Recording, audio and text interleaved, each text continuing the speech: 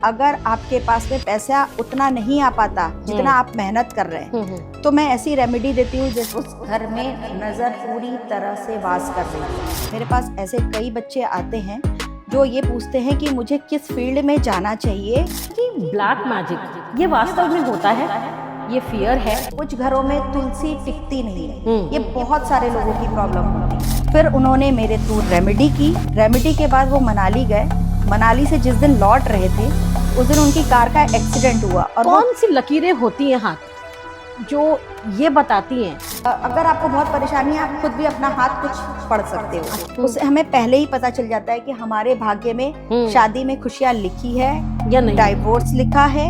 अंबानी और अडानी, टाटास, बिरलास, तो क्या उनकी हाथ की रेखाएं बड़ी सिमिलर सी हैं?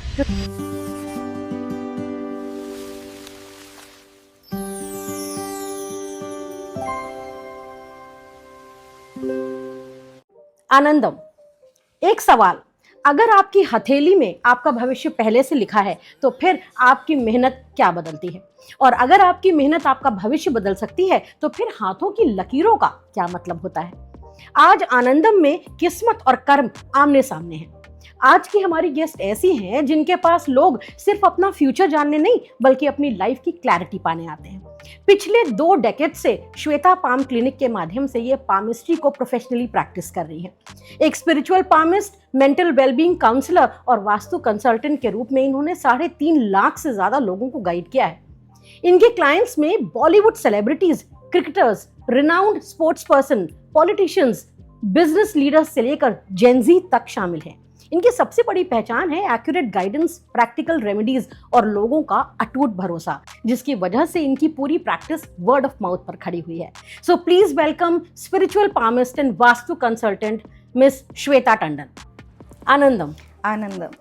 श्वेता जी, एक सवाल आपसे पूछना चाहती हूँ। मैंने लोगों के बारे में सुना है कि लोग पामिस्ट होते हैं, लेकिन आपके नाम के आगे स्पिरिचुअल पामिस्ट। जी, आप बताएंगे ये स्पिरिचुअल पामिस्ट क्या होता है, और साथ साथ आप ये बताइए कि आपकी ये जर्नी कैसे शुरू हुई? जी, ये बात है, जब मैं बहुत छोटी थी स्कूल में तब मैं लोगों का पाम रीड करती थी। पाम देख करके मुझे कुछ ऐसा लगता था कि मेरे को ये पढ़ने आता है। मैं ट्राई करती थी, लोगों को उससे रिलेट करते थे तो उनको बहुत सच्चा लगता था। फिर एक दिन मैंने अपने फादर का पाम रीड किया तो उनको जब पता चला कि ये गॉड गिफ्ट है तो उन्होंने बिल्कुल मना कर दिया मुझे कि ये नहीं करना है, क्योंकि मुझे इसका सॉल्यूशन नहीं आता था। फिर जब मेरी शादी हुई तो शादी के बाद जब मेरे परिवार में मेरे सास ससुर और हस्बैंड को पता चला तो उन्होंने मुझे इस चीज़ के लिए बहुत इनकरेज किया, बहुत सपोर्ट किया। फिर धीरे धीरे मेरी सोसाइटीज़ में फ्रेंड बने, उनको जब ये पता चला तो मेरे पास हर शाम को आते थे अपना पाम रीड कराने। उनको लगता था कि अगर मेरे अंदर ये क्वालिटी है तो ये क्वालिटी उनको जाननी भी थी, निकलवानी भी थी। उनको ये था कि अगर ये अच्छी चीज़ें बता सकती है तो ये हमारे पाम पर प्रैक्टिस भी कर सकती है।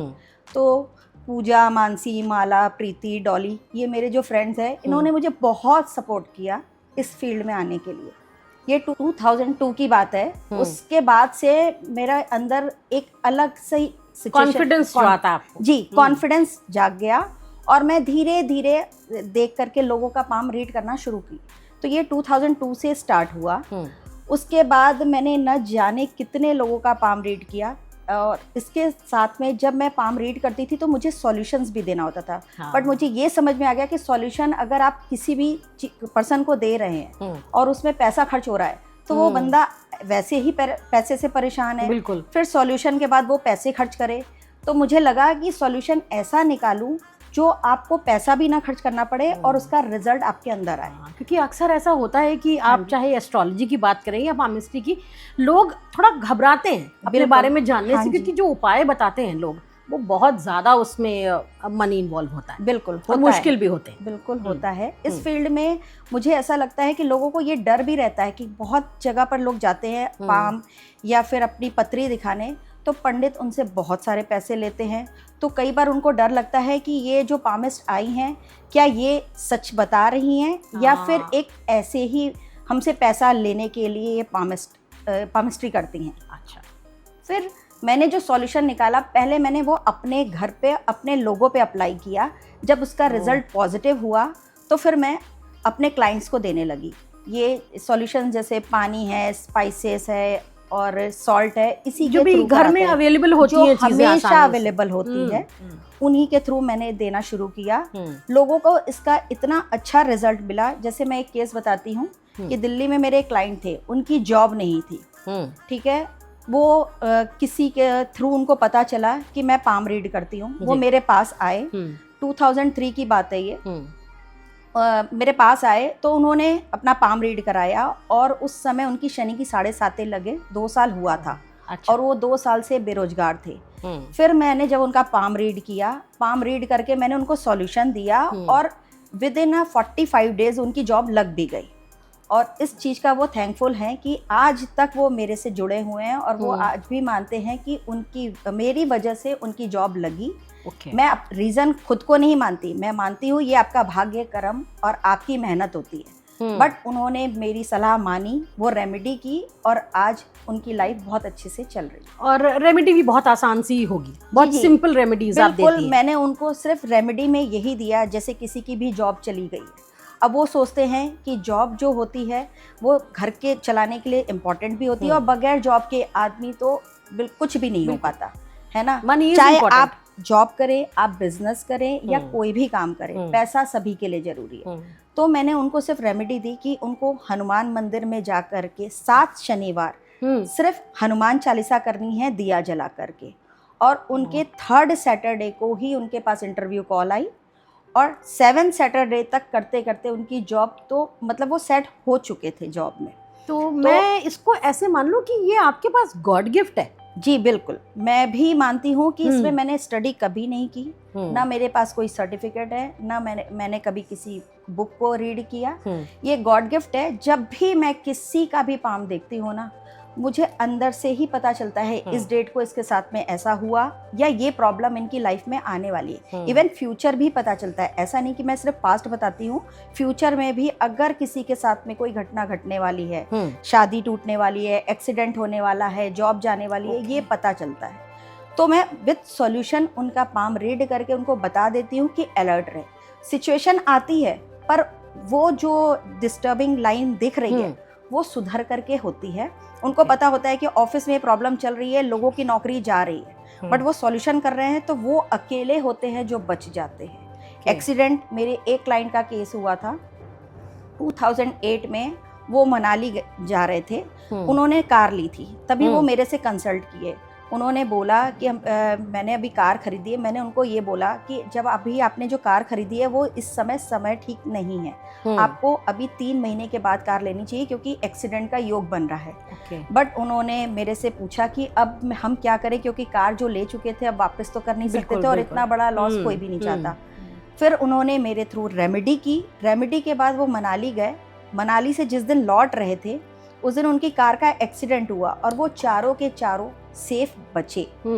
वहीं से उनका मेरे पास कॉल आया, तो मैंने उनको बताया कि कैसे अभी जो बचे हैं अभी भी समय है, तो आपको ये रेमेडी कंटिन्यू करनी है, इससे आप आगे भी बचेंगे और 3 महीने तक आपको ये रेमेडी ऐसे रखनी है। वो करते रहे, वो बचे। कार जरूर डैमेज हुई लेकिन लाइफ उनकी बच गई। आई थिंक वो सबसे ज्यादा इम्पोर्टेंट चीज है। अच्छा, ये आपने उनका पाम रीड करने के बाद आपने ये बताया, तो क्या कुछ आपको इंट्यूशंस वगैरह भी ऐसे हो जाते हैं? बिल्कुल, ये मुझे ऐसा लगता है कि मुझे इंट्यूशंस आते हैं। जब मैं किसी का पाम रीड करती हूँ तो लाइन से ज्यादा मुझे इंट्यूशन आते हैं। मुझे वो डेट, अल्फाबेट्स रिफ्लेक्ट होते हैं।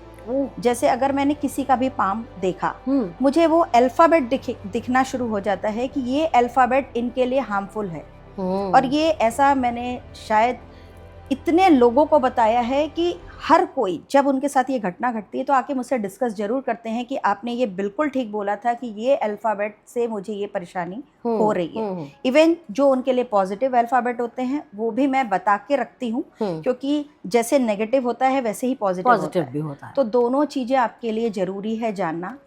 इसी वजह से शायद मेरे पास क्लाइंट जो है ये माउथ पब्लिसिटी के थ्रू ही आते हैं। 3.5 लाख क्लाइंट्स आई थिंक मायने रखते हैं। बिल्कुल, और मुझे लगता है शायद आपका इंडिया में नहीं बाहर की कंट्रीज में भी क्लाइंट्स हैं आपके, उसके बारे में थोड़ा बताएं। बिल्कुल, शुरुआत ऐसे हुई, पहले तो ये व्हाट्सएप वगैरह नहीं होते थे। 2011 में मेरे एक क्लाइंट थे जो ऑस्ट्रेलिया में रहते हैं। वो तब क्लाइंट नहीं थे, वो एक्चुअली कोई ऐसे किसी के थ्रू जानने वाले थे, उनको पता चला कि मैं पाम रीड करती हूँ। उन्होंने ऑस्ट्रेलिया से ही मुझे अपना पाम भेजा ईमेल के थ्रू। जी, ईमेल के थ्रू जब उन्होंने पाम भेजा तो मुझे उसमें मैसेज के थ्रू ही रिप्लाई करना था। तो मैंने उनको शॉर्ट में रिप्लाई करके भेजा। उनकी कुछ चीज़ें ठीक हुई, वो इंडिया आए। उस समय मैं इंदौर में थी। महाकाल दर्शन करके वो सीधे मेरे पास आए और उन्होंने मुझसे पाम रीड कराया। उस समय उनकी जो प्रॉब्लम थी वो बहुत मेजर थी। उनकी पर्सनल लाइफ बिल्कुल डिस्ट्रॉय हो रखी थी और उनके ऑफिस में भी उनके ऐसा चल रहा था कि जॉब कभी भी जा सकती है। फिर मैंने उनको रेमेडी दी। वो जब लौट करके गए तो उनकी पर्सनल लाइफ ऐसी हुई कि शादी के 18 साल बाद उनको बेटा हुआ और उनकी लाइफ आज ऐसी है कि वो इतनी सीनियर पोजीशन पे आज भी हैं और हमेशा वो थैंक्स बोलना नहीं भूलते। मेरे बर्थडे पर उनका मैसेज कॉल जरूर आता है। ओके, हाँ जी। तो ऑस्ट्रेलिया के अलावा आपके क्लाइंट्स कहाँ कहाँ पर हैं? जी, मेरे क्लाइंट कनाडा में हैं, Singapore, Dubai, Malaysia, Norway, New Zealand और भी कई कंट्री हैं जहाँ पर मेरे क्लाइंट हैं। और ये सब माउथ पब्लिसिटी के थ्रू है और आज तक मैं उन क्लाइंट से कभी नहीं मिली। हमने एक दूसरे का चेहरा कभी नहीं देखा और आज मैं व्हाट्सएप पे ही उनका पाम रीड करती हूँ। मैं उनका पाम व्हाट्सएप पे देखती हूँ, कॉल वो करते हैं, हमारी कॉन्वर्सेशन होती है, उसमें उनकी सारी चीज़ें जो प्रॉब्लम्स है वो सब सॉल्यूशन के साथ देती हूँ। इस तरह से मैं उनकी प्रॉब्लम को सॉल्यूशन देती हूँ। जैसे आपने बहुत अच्छी बात आपने बताई कि जो आपने अपनी जर्नी बताई वहाँ से मुझे दो चीज़ें समझ में आ रही है। एक तो ज़िंदगी में इंट्यूशन जैसे आपने कहा वो बहुत इम्पोर्टेंट है। दूसरा आपको देखकर लग रहा है कि इंटेंशन, आई थिंक किसी वो काम को करने में आई थिंक इंटेंशन बहुत बहुत ज़्यादा ज़रूरी होता है। आप जितने सच्चे मन से कर रहे हैं उस काम को और आपका मकसद खाली एक ही है कि लोग आपसे बेनिफिट हों बिना ज़्यादा पैसा खर्च किए। So intuition plus intention I think makes a wonderful palmist like you. जी, मैं ये बताना चाहूँगी, मेरा जन्म बनारस में हुआ था और मैं शिव जी की भक्त भी हूँ। तो मुझे ऐसा लगता था कि बाबा ने अगर मुझे ये क्वालिटी दी है और गॉड गिफ्ट दिया है तो वो खुद चाहते हैं कि मेरे थ्रू कुछ लोगों का भला हो, है ना। तो उनकी ही मेहर है कि आज मैं इस फील्ड में हूँ और मुझे हमेशा ये लगता है कि अगर मेरे थ्रू किसी भी एक पर्सन का भला हो गया तो शायद मेरी जिंदगी भी सफल हो जाएगी और जो बाबा ने मुझे काम दे करके भेजा है वो भी सफल रहे। बिल्कुल। तो इसी वजह से मैं इस फील्ड में भी आई और मुझे ये भी पता है कि बहुत सारे लोग जो उनको सुविधा मिलती है और सॉल्यूशन के थ्रू वो खुश होते हैं तो मुझे थैंक्स बोलते हैं। तो मुझे हमेशा ये लगता है कि मैं तो सिर्फ जरिया हूँ, कराने वाला तो वो ही है। तो इसी वजह से लोगों का मैं पाम रीड कर रही हूँ और यही मेरे लिए इंस्पिरेशन भी बनता जाता है कि जब मुझे किसी के भी फेस पे एक स्माइल आती है तो मुझे बहुत खुशी होती है। आप काशी की नगरी से, भोले बाबा की नगरी से हैं तो ये भी है कि उनका आशीर्वाद भी शायद आपके ऊपर है जो और लोगों के काम आ रहा है। हाँ जी। हाँ श्वेता जी, आजकल की जो जनरेशन है खासकर जनरेशन जी, हाँ जी, ये अपने करियर को लेकर के, रिलेशनशिप्स को लेकर के बहुत ज़्यादा कंफ्यूज्ड है। बिल्कुल। और आपके तो क्लाइंट्स भी बहुत सारे जेंजीज हैं। हाँ जी। तो उनके लिए पामिस्ट्री में क्या मैसेज मिलता है या पामिस्ट्री उनको किस तरह से हेल्प करती है? हाँ जी, बहुत सारे जेंजी को कंफ्यूजन रहती है कि जैसे स्टार्टिंग में स्कूल टाइम से ही उनको डिसाइड करना पड़ता है कि उनका करियर किस तरफ जाएगा। हाँ। करियर ग्राफ को लेकर के वो पेरेंट्स के साथ भी डिस्कस करते हैं, वो काउंसलिंग भी कराते हैं, बट कई बार उनको क्लियरिटी नहीं आती है। तो उनको यहाँ 9-10 से ही जब उनको अपने करियर को चूज़ करना पड़ता है तो मेरे पास ऐसे कई बच्चे आते हैं जो ये पूछते हैं कि मुझे किस फील्ड में जाना चाहिए और ये फील्ड उनको सपोर्ट करेगी या नहीं करेगी। तो जैसे कि मुझे पाम से ये पता चलता है कि हमेशा सभी की लाइन में ऐसा होता है कि एक कर्म की लाइन होती है और एक गॉड से दी हुई लाइन होती है, भाग्य की। यहाँ पर, हाँ जी, यहाँ पर आपको उस समय पता चलता है कि किस लाइन से आपको क्या बेनिफिट मिल रहा है या इंटरेस्ट लेवल क्या है। तो वो लाइन देख करके मैं उनको समझाती हूँ, बताती हूँ और वो उस लाइन को चूज़ करते हैं और उनको बेनिफिट भी मिलता है और इससे और मेरे गाइडेंस से उनको ये भी पता चलता है कि जो एग्जैक्टली वो पसंद कर रहे हैं या चाह रहे हैं वो लाइन उनकी बता रही है तो वो उसमें कर सकते हैं कि नहीं। चाहे कई बच्चे आप देखिए पहले की तरह क्या होता था कि बच्चे मेडिकल लाइन में ज़्यादा जाते थे, इंजीनियरिंग लाइन में ज़्यादा जाते थे, बट अभी के टाइम पे हर छोटी बड़ी फील्ड में बच्चे जाना चाहते हैं। कुछ बच्चे मॉडलिंग लाइन में, कुछ सिंगिंग में, बट पेरेंट्स का रहता है, आज के पेरेंट्स की भी सोच यही रहती है कि मेरा बच्चा कुछ ऐसा करे जहाँ पर उसका फ्यूचर अच्छा रहे या पैसा सेटल्ड हो जाए। आजकल ये चीज बहुत रहता है, सेटल्ड हो जाए किसी तरह से। उसमें अगर आपकी लाइफ में वो उस प्रोफेशन से रिलेटेड नहीं है, लाइन नहीं तो है, वो मैं उनको बताती हूँ, समझाती हूँ और पेरेंट्स को भी मतलब उनकी भी काउंसलिंग करती हूँ कि ये चीज़ें नहीं है। अगर आप अपने बच्चे को इसमें ज़बरदस्ती भेजोगे तो पढ़ाई में ब्रेक आएगा ही आएगा। ओके। और ऐसा होता है, पेरेंट्स बात करते हैं उनको समझ में आता है, क्योंकि जब उनको पता चलता है कि मेरे बच्चे का पास्ट इतना क्लियर बता रही हैं तो फ्यूचर में भी जो चीज़ें हैं या कॉलेज में सिलेक्शन होना है, किस कॉलेज में जाएं, इंडिया में रहें नहीं रहें, ये सब वो पूछते हैं और उनको मैं उनके पाम के थ्रू गाइड करती हूँ। और जैसे कि कुछ बच्चों का ऐसा रहता है कि उनकी पढ़ाई की लाइन दिख तो रही है लेकिन बच्चों का डिस्ट्रैक्शन आज के टाइम पे बहुत ज़्यादा है। मोबाइल सबसे बड़ा डिस्ट्रैक्शन है, मोस्ट इम्पॉर्टेंट है।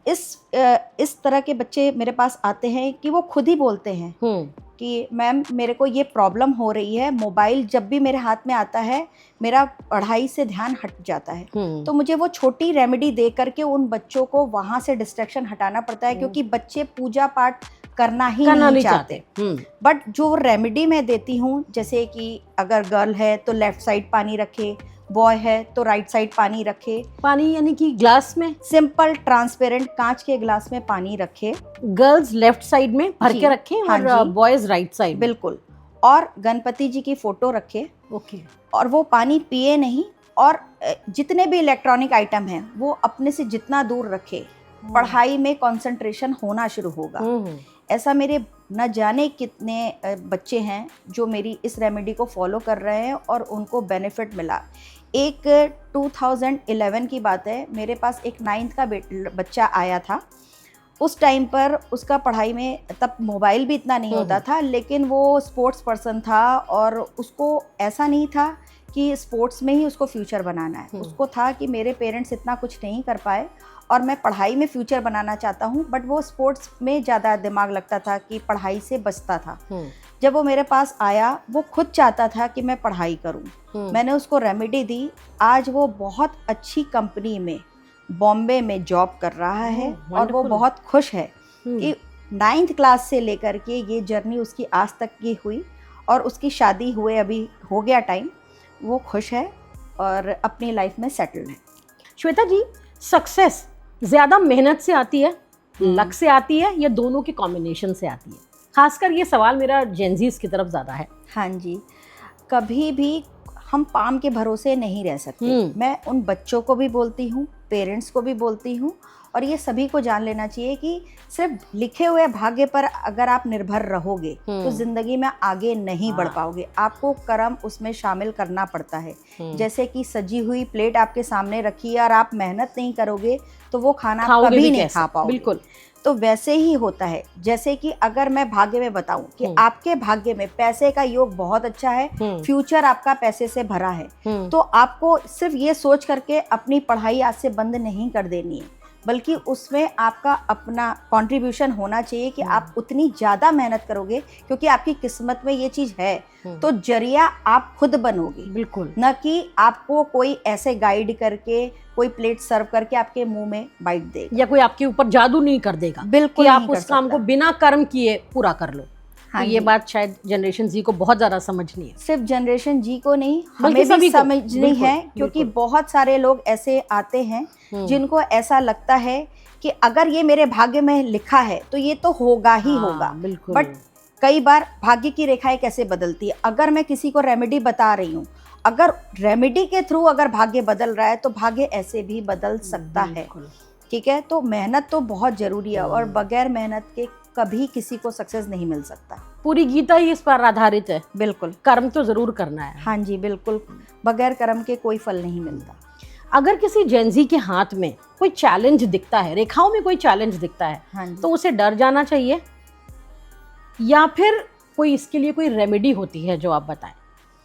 देखिए, डरने से कभी किसी को कुछ हासिल नहीं होता। हमेशा मेहनत सबका रिजल्ट दिखाती है। अगर आपकी लाइफ में चैलेंज है तो हमेशा मेहनत डबल कर देनी चाहिए। अगर आप अपने चैलेंज पर जीत नहीं सकते तो सामने वाला हमेशा आप पे हावी होगा।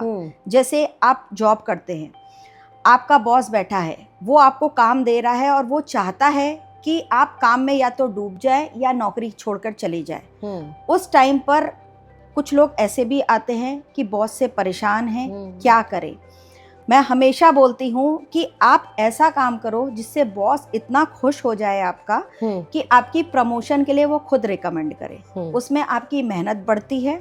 चैलेंजेस आए हैं, वो छोटी छोटी कई ऐसी रेमेडी दी जाती है जिससे अगर आपकी लाइफ के चैलेंज आए हैं, जो स्टार मूव करके आपकी लाइफ में चैलेंज क्रिएट कर रहे हैं, वो वहीं रुक जाते हैं। असर कम हो जाता होगा उनका। बिल्कुल असर कम होता है। रेमेडी एक ऐसी चीज है जैसे कि आप फोर्स कीजिए कि पानी का बहाव तेज से आ रहा है, आप वहां पत्थर रख दीजिए, वो बहाव का जो फोर्स है वो ऑटोमेटिकली कम हो जाएगा। पानी बहेगा फिर भी जी, लेकिन बहाव कम हो जाएगा, प्रेशर जो आएगा वो कम हो जाएगा। वैसे ही अगर आपकी लाइफ में कोई परेशानी आई है तो वो रेमेडी के थ्रू ऐसा हो जाएगा कि वो परेशानी इतनी कम हो जाएगी कि आपको वो परेशानी नहीं लगेगी। वो आपकी मेहनत से आपको लगेगा आपने अचीव किया है। जैसे कुछ लाइंस होती है, जैसे कि मैं बताना चाहूंगी, जब आपके भाग्य में बहुत सारी लकीरें आ रही हैं, क्रॉस हो रही है, दोनों हाथों में नहीं, लेडीज का लेफ्ट और जेंट्स का राइट हैंड। हाँ जी, हमेशा देखा जाता है। मैं कहती हूँ अगर आपको बहुत परेशानी है, आप खुद भी अपना हाथ कुछ पढ़ सकते हो। अच्छा, जैसे अगर आपकी लाइफ में बहुत सारे क्रॉस हो रहे हैं, इसका मतलब कि आपकी लाइफ में स्ट्रगल है। ऐसे लोगों को मेहनत ज्यादा करनी है। जब आपका ये शनि का पर्वत ऊपर उठा है, यानी शनि की 7.5 चल रही है, बट शनि सभी का नुकसान नहीं करता। शनि का काम है कि उनको बैलेंस करना पड़ता है। वो न्याय के देवता हैं। अभी आपको उनको कैसे बैलेंस करना है, अगर शनि की दशा चल रही है तो आपको एक लोटे में पानी लेकर के अपने सिरहाने रखना है और सुबह उठ करके उसको घर के बाहर किसी भी प्लांट में डाल देना है। आप देखेंगे कि जो शनि आपके ऊपर हावी थे, आपको परेशान कर रहे थे, वो आपके अचानक से प्रिय हो जाएंगे और आपका वो काम बहुत स्मूथ करेंगे। ये 2 लाइन जो होती है, ये शादीशुदा लोगों की लाइन, या जो जिनकी शादी होने वाली होती है, उसे हमें पहले ही पता चल जाता है कि हमारे भाग्य में शादी में खुशियां लिखी है या नहीं, डाइवोर्स लिखा है, या फिर हम शादी में ऐसे ही अपनी जिंदगी निकालेंगे। अगर ये 2 लाइन मिक्स हो रही हैं तो इसका मतलब आपकी हैप्पी मैरिड लाइफ है। अगर ये लाइन ज्यादा ऊपर है तो इसका मतलब कि आपकी पति से बनती नहीं, आप अलग रह सकते हैं। और यहाँ पर एक कट क्रॉस करके इधर आ रहा है तो आपका डिवोर्स पक्का है। यहाँ आपको लेफ्ट हैंड जी लेडीज के लिए और राइट हैंड जेंट्स। राइट का जो होगा वो जेंट्स का होगा। सेम लाइन्स ही होती हैं। हाँ जी, यहाँ पर आपके बच्चे की लाइन है। बड़ी इंटरेस्टिंग बात है ये। इससे पता चल जाएगा, अगर लाइन लंबी है तो बेटे का योग है, लाइन छोटी है तो बेटी का योग है, और उस लाइन पर आकर के क्रॉस है तो आपका अबॉर्शन है। तो ये पता चलता है, सब लिखा होता है पहले से हमारे हाथों में लिखा होता है कि आपके साथ में ऐसा इस ईयर पे इस दिन पे ऐसा होने वाला है। और अगर चैलेंजेस हैं तो उनका उपाय भी है। उपाय बगैर उपाय के कुछ भी पॉसिबल नहीं। बिल्कुल।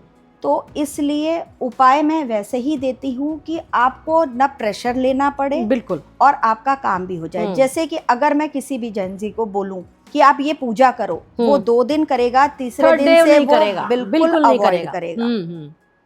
उस केस में अगर मैं ये बोलती हूँ कि अगर आपको कुछ स्पाइसेस हैं, जैसे अगर किसी का गुस्सा बहुत तेज है, किसी को मनी से रिलेटेड प्रॉब्लम है, किसी को मंगल की प्रॉब्लम है, तो मैं उनको बोलती हूँ हरी इलायची साथ में रखें।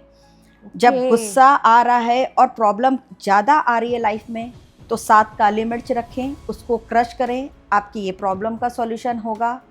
अगर आपके अंदर हेल्थ इश्यूज ज़्यादा हो रहे हैं, वो हर किसी को आज के टाइम पे होते हैं, सभी को हो रहे हैं, तो 7 गिलास कांच के गिलास में पानी पीजिए, आपकी प्रॉब्लम 50% इमीडिएट कम होगी। ये कोई ऐसी रेमेडी नहीं है जहाँ पर आपको बहुत इन्वेस्ट करना पड़े। सिंपल रेमेडीज हैं और ये मैक्सिमम आपके किचन से ही है ज्यादातर देखें तो। हाँ जी, किचन से है और ये हर एक पर्सन के लिए वैलिड रहती है। मतलब आप ये ऐसा है कि 80 साल के बुजुर्ग भी कर सकते हैं और 5 साल के बच्चे भी कर सकते हैं।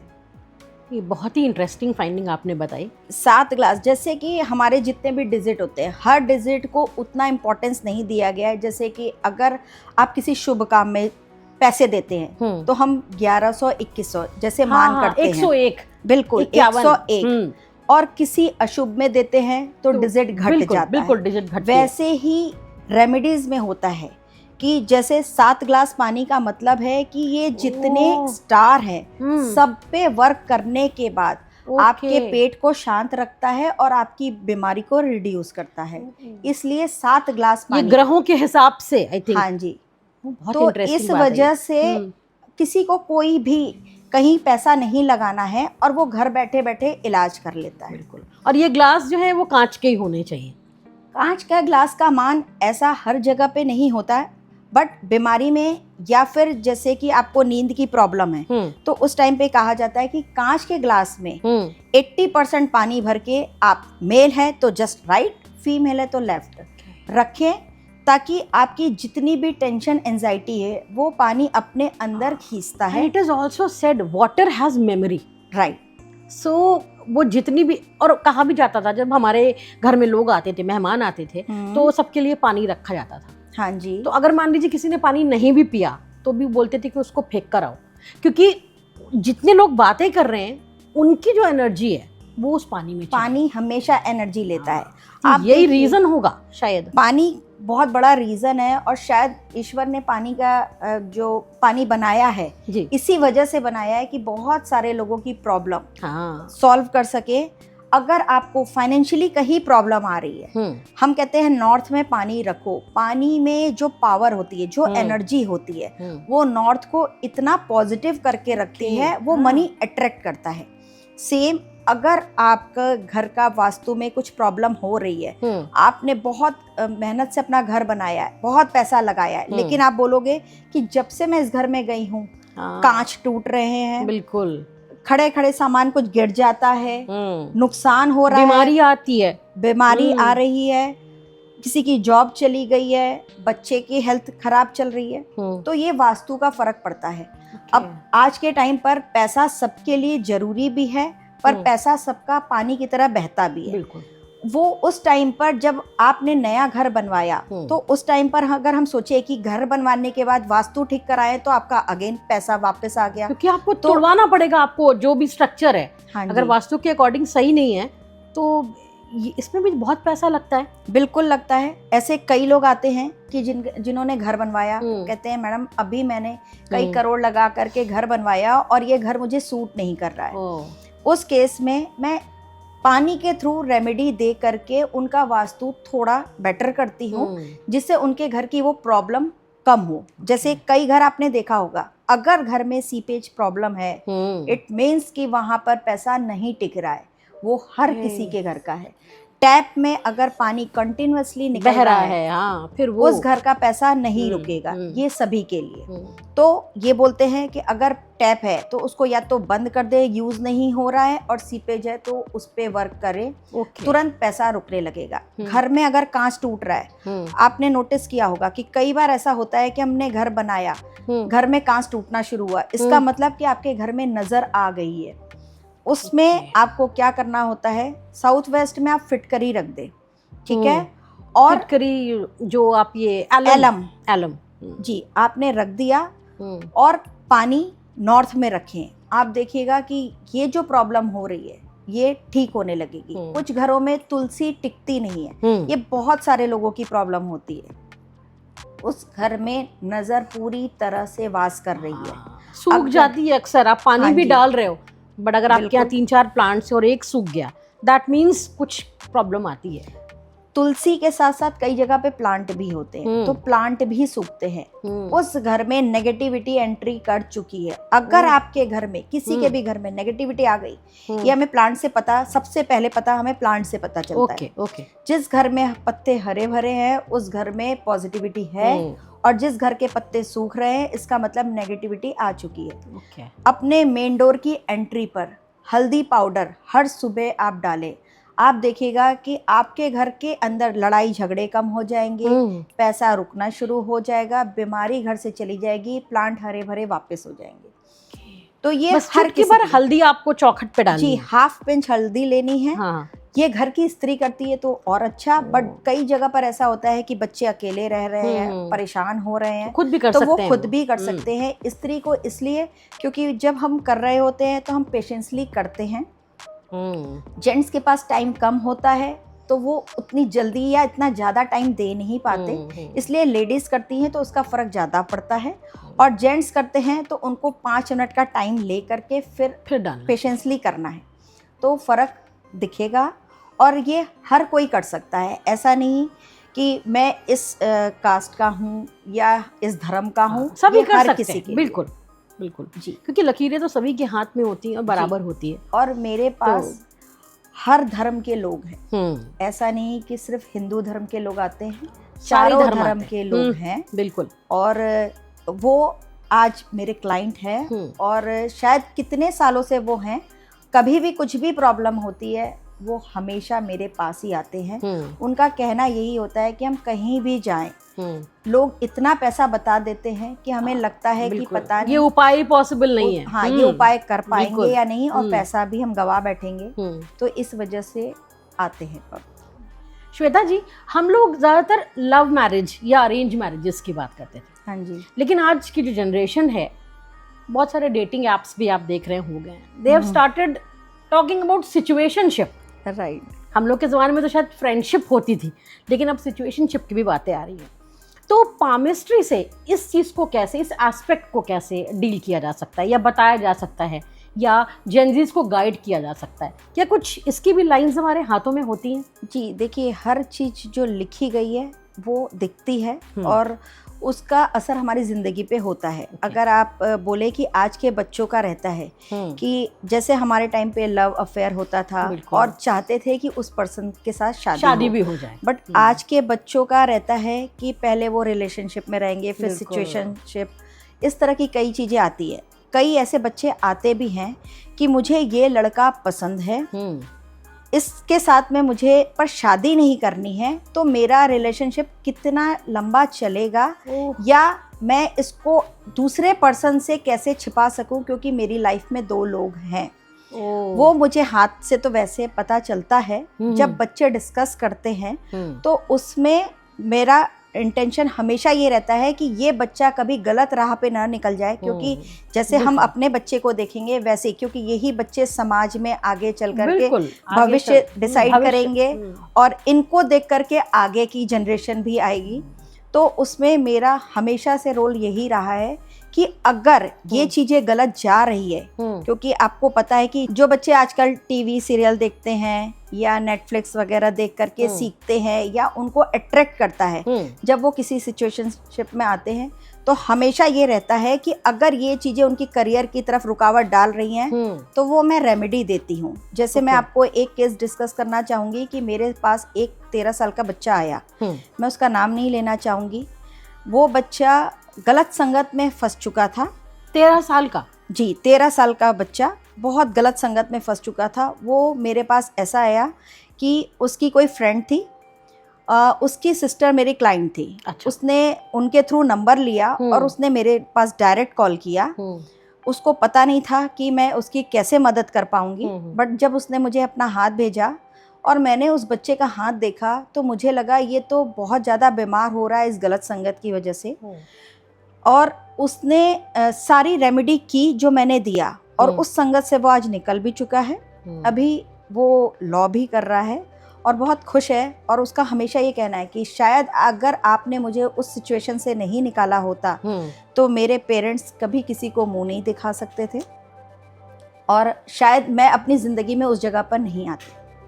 तो इस तरह की रेमेडी दी जाती है जब अगर आपके हाथ में कुछ भी गलत दिख रहा है और ये चीज़ें आपको पता चल चुकी हैं, तो मुझे ऐसा लगता है कि इस बच्चे को परेशानी से निकाला जा सकता है। ये इस संगत में आ गया है तो उसको निकालें। जैसे बहुत सारे आपने देखे होंगे कि आज के बच्चे ड्रग्स में भी फंसते हैं। बिल्कुल, अल्कोहल ड्रग्स। अल्कोहल के तो है कई केस, ड्रग्स के ऐसे मेरे पास 2 मेजर केस आए थे। जो 16 साल का बच्चा जो स्टूडेंट है वो फंसा था, और वो ऐसा था कि स्कूल नहीं जा रहा है। उसके मदर आई मेरे पास और उन्होंने बताया, मैंने उसकी रेमेडी करवाई और अभी वो बेटर है। ऐसी सिचुएशन से बाहर आ चुका है। उसकी शादी भी हो गई, एक बच्ची भी है उसकी, और उस सिचुएशन से वो बाहर आ गया है। तो ऐसे कई हैं। मेरी खुद की मेड का बच्चा ऐसा था कि वो भी ड्रग्स लेता था। वो इतनी परेशान रहती थी कि मेरा बच्चा चोरी करके ड्रग्स लेता है और मेरे परिवार की माली हालत बहुत ख़राब है। मैंने उसको भी रेमेडी दी। आज उसका बच्चा ठीक, पूरी तरीके से ठीक हो चुका है और वो ड्रग्स के अगेंस्ट है आज की डेट में। तो ये रेमेडी कई बार लोगों की ज़िंदगी बदल देती है। बिल्कुल, पर इस पे आपको विश्वास भी करना होता है और रेमेडी जो छोटी है वो आपको करनी भी होती है। बिल्कुल। लेकिन जिसे भी आपसे हमारी ये जो डिस्कशन चल रहा था जेनजीज पर, एक बात मुझे समझ में आती है कि बच्चे किसी थेरेपिस्ट के पास या किसी पामिस्ट के पास तभी जाते हैं जब बहुत सारी चीज़ें वो अपने घर में शेयर नहीं कर पाते। बिल्कुल, कहीं ना कहीं वो ट्रस्ट इश्यूज होते हैं, कहीं ना कहीं फियर ऑफ बीइंग जजमेंट का एक फियर होता है कि पेरेंट्स जज ना करने लगे। शायद यही रीज़न होता है कि ये लोग अप्रोच करते हैं, और कभी कभी ऐसा भी होता है कि उन्हें सलाह भी गलत मिल जाती है। बिल्कुल, बेस्ट पार्ट आपके साथ ये है कि आप हर चीज़ समझ के, मतलब आप बच्चे की काउंसलिंग भी कर रही हैं और साथ में उसको रेमेडीज़ भी बता रही हैं। आई थिंक ये बहुत बड़ी चीज़ होती है अपने आप में। ये बात आपने बिल्कुल ठीक कही। बहुत सारे ऐसे बच्चे आते हैं जिनके पेरेंट्स को ये पता भी नहीं होता कि वो मेरे पास आए भी हैं। बट मेरा हमेशा से ये रहा है कि उस बच्चे की काउंसलिंग ऐसी हो कि वो अपने परिवार में भी अगर ये चीज़ शेयर नहीं किया है तो उस बगैर बताए वो उस प्रॉब्लम से निकल जाए। और पेरेंट्स को भी, क्योंकि अगर किसी का बच्चा गलत संगत में फंसा है तो हर पेरेंट्स को डर होता है, समाज का, रिश्तेदार का, हर किसी को बताने में वो कतराते हैं।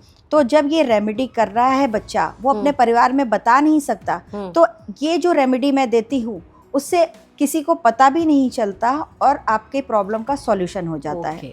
और जेनजी में ये बहुत होता है कि वो पूजा पाठ ना करके इन रेमेडीज को ज्यादा फॉलो करना चाहते हैं। क्विक चाहते हैं, हर चीज जी जल्दी हो जाए। इवन स्कूल जा रहा है बच्चा, अगर उसको ये प्रॉब्लम है, कंसंट्रेशन नहीं हो रहा, किसी और की तरफ अट्रैक्शन है, तो मैं कहती हूँ पढ़ाई पे पहले फोकस करें ताकि वो भविष्य के लिए रेडी हो जाए। तो उनको मैं कहती हूँ कि एक ट्रांसपेरेंट बॉटल में अपना पानी, लेफ्ट साइड, गर्ल है तो लेफ्ट साइड, बॉय है तो राइट साइड, चाहे बॉटल ही क्यों ना हो, जी छोटी एक पानी की बॉटल लेके जाए। उसको पीना नहीं है और जितना हो सके वो अपने पास खुली बॉटल रखें।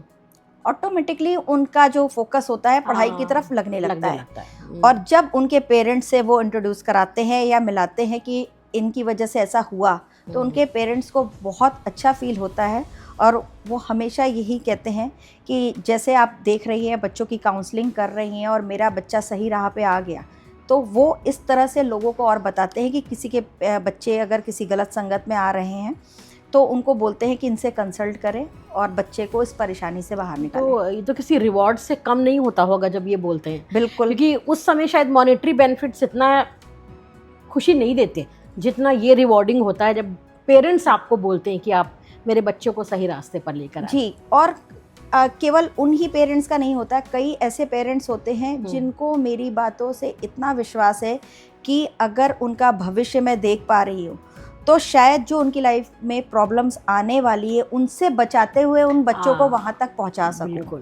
कुछ बच्चों का जैसे ग्रेजुएशन के लिए किस कंट्री में जाना चाहते हैं या इंडिया में कर रहे हैं या फिर किस फील्ड में जाएं, उससे रिलेटेड उनकी बातचीत, या बच्चे कई बार स्टबन होते हैं कि मुझे यही करना है, तो वो जरूर मेरे से काउंसलिंग प्लस पाम रीडिंग कराते हैं कि क्या ये ठीक है जो बच्चा जिद कर रहा है। अगर वो ठीक होती है और उससे रिलेटेड ये दिख रहा होता है कि बच्चे का फ्यूचर है, तो मैं हमेशा उस बच्चे की भावनाओं की कदर करते हुए रेमेडी प्लस उनका सलाह वैसी ही देती हूँ जो उनके भविष्य के लिए, उनके खुद के लिए ठीक रहे।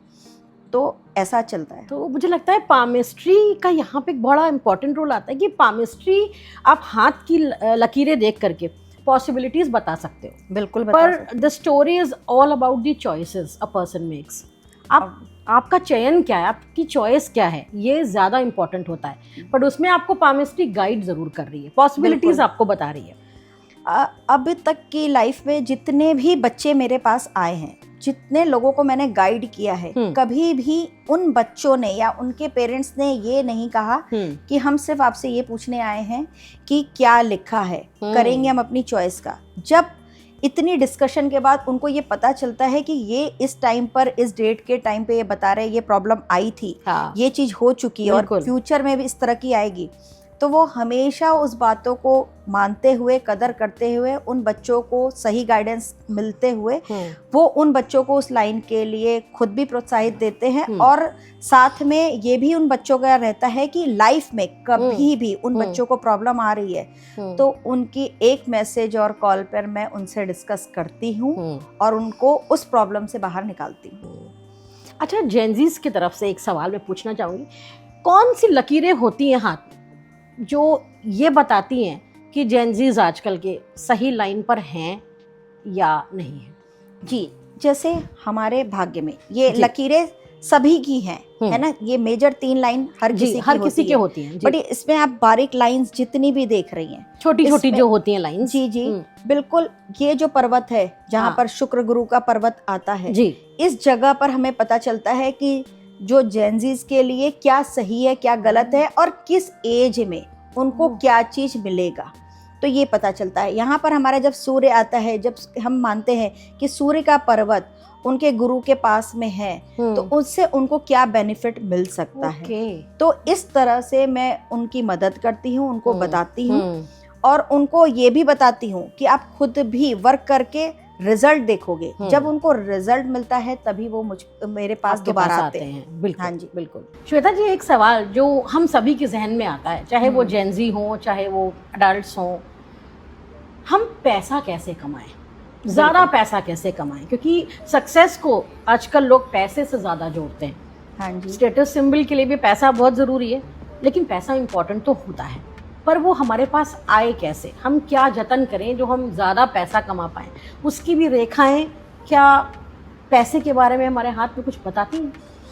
जी, बहुत अच्छा क्वेश्चन किया आपने। जैसे कि पैसा जस्ट लाइक ऑक्सीजन, आज के टाइम पर बिल्कुल हर बच्चों का यही रहता है कि हम पढ़ाई कररहे हैं तो हम नौकरी नहीं करना चाहते, हम बिजनेस करना चाहते हैं। ये आज के जेनजीज का आप देखिए, स्टार्टअप्स भी और बहुत करते भी हैं, पर सबका स्टार्टअप उतना अच्छा नहीं जाता। बहुत सारे बिजनेस आज स्टार्ट भी हो रहे हैं और बंद भी हो रहे हैं। बट पैसा हर किसी के लिए जरूरी तो है, बट जैसे कि हमारा भाग्य अगर बता रहा है कि क्या हम अपनी लाइफ में पैसा अर्न कर सकते हैं। कुछ लोगों का ऐसा होता है कि हमारे भाग्य में पैसा तो है पर हम उतना अचीव नहीं कर पा रहे जितना हम चाहते हैं। रेमेडी ऐसी चीज है जो आपको कहीं ना कहीं उस प्रॉब्लम का सॉल्यूशन देती है। मैं ये नहीं कह रही कि सिर्फ रेमेडी ही ये सॉल्यूशन है, आपकी मेहनत कर्म तो करना है, लेकिन रेमेडी आपको सिर्फ सपोर्ट करती है, मेंटली आपको ऐसा करती है कि आप वो चीज़ जो जिससे आप कन्विंस हो रहे हैं। जैसे कि बहुत सारे लोगों का ये रहता है कि मनी अट्रैक्ट कैसे करना है, तो मनी अट्रैक्ट के लिए आप अपने अंदर क्या चेंजेस लाएं या फिर आप अपने पाम के थ्रू क्या कर सकते हैं जो मनी अट्रैक्ट हो, जो आपके पास में पैसा नहीं टिक रहा, ये डेफिनेटली हम हाथ के थ्रू करते हैं। कौन सी लकीरें इसके लिए रिस्पॉन्सिबल होती है? ये हमारा गुरु का पर्वत है जी। इस पर्वत पर हमें ये पता चलता है कि हम किस तरह से मनी अट्रैक्ट कर सकते हैं। तो हम अगर मुझे ये पता है कि गुरु का पर्वत आपका अगर डाउन है तो इसमें आपके पास में पैसा आने के चांसेस बहुत कम बन रहे हैं। पर मुझे ये अगर आपको पता है कि अगर आपके पास में पैसा उतना नहीं आ पाता जितना आप मेहनत कर रहे हैं, तो मैं ऐसी रेमेडी देती हूँ जैसे कि पानी, सिंपल पानी में कॉइन डाल करके आप रखते हैं अपने पास में, तो ये मनी अट्रैक्ट करता है। कॉइन चांदी का सिक्का? जी, नॉर्मल 1 रुपए का सिक्का आप अपने पास में रखिए, पानी भरा रखिए, हमेशा उसमें पानी भरा रहे, पानी गंदा नहीं होना चाहिए। थर्सडे के दिन अगर ये अपने पास में रखते हैं तो ये मनी अट्रैक्ट करने का सबसे इजी सॉल्यूशन है। और ये जो वेसल है वो किसकी होनी चाहिए, मेटल की या कांच की? जी, अगर आप मंदिर के अंदर रख रहे हैं तो आपका वो कोई भी मेटल हो सकता है, बट अगर आप मंदिर में नहीं रख रहे हैं, नॉर्थ में रख रहे हैं, तो जस्ट कांच का ग्लास या बोल आप रख सकते हैं।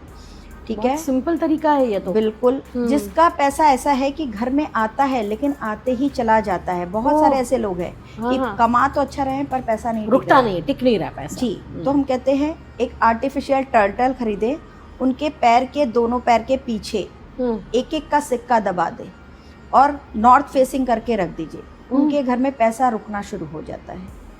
ठीक है, अगर आपको ऐसा है कि आप पैसा भी कमा रहे हैं, पैसा कमाने के बाद आप खर्च भी अच्छे से कर रहे हैं, पर ज़्यादातर मेडिकली आपका पैसा जा रहा है, बीमारियों में बहुत सारे लोगों का प्रॉब्लम होता है, तो उस घर में हम कहते हैं कि आप प्लांट ग्रो कीजिए। प्लांट ग्रो तो हर कोई करता है, बट ऐसा प्लांट जिसको आप पानी दें, उनकी केयर आप बच्चे की तरह करें। आप देखिएगा जैसे जैसे आप प्लांट को अपने पास रखेंगे, उसको ग्रो करेंगे, आपकी ये परेशानी सॉल्व होने लगती है। तो इस तरह से ये रेमेडी करके लोगों का पैसे की प्रॉब्लम और जो पैसा आ रहा है टिक नहीं रहा है, उसकी प्रॉब्लम का सॉल्यूशन दिया जाता है। कहते हैं कि मनी प्लांट घर में रखने से धन आता है, ये मिथ है या ये रियलिटी? देखिए, बहुत हद तक ये खुद पे भी निर्भर करता है। मानो तो पत्थर में भगवान है, नहीं तो वो पत्थर है, वैसे ही मनी प्लांट का होता है। मनी प्लांट को मैं खुद भी सजेस्ट करती हूँ कि आपके घर में एक मनी प्लांट जरूर होना चाहिए।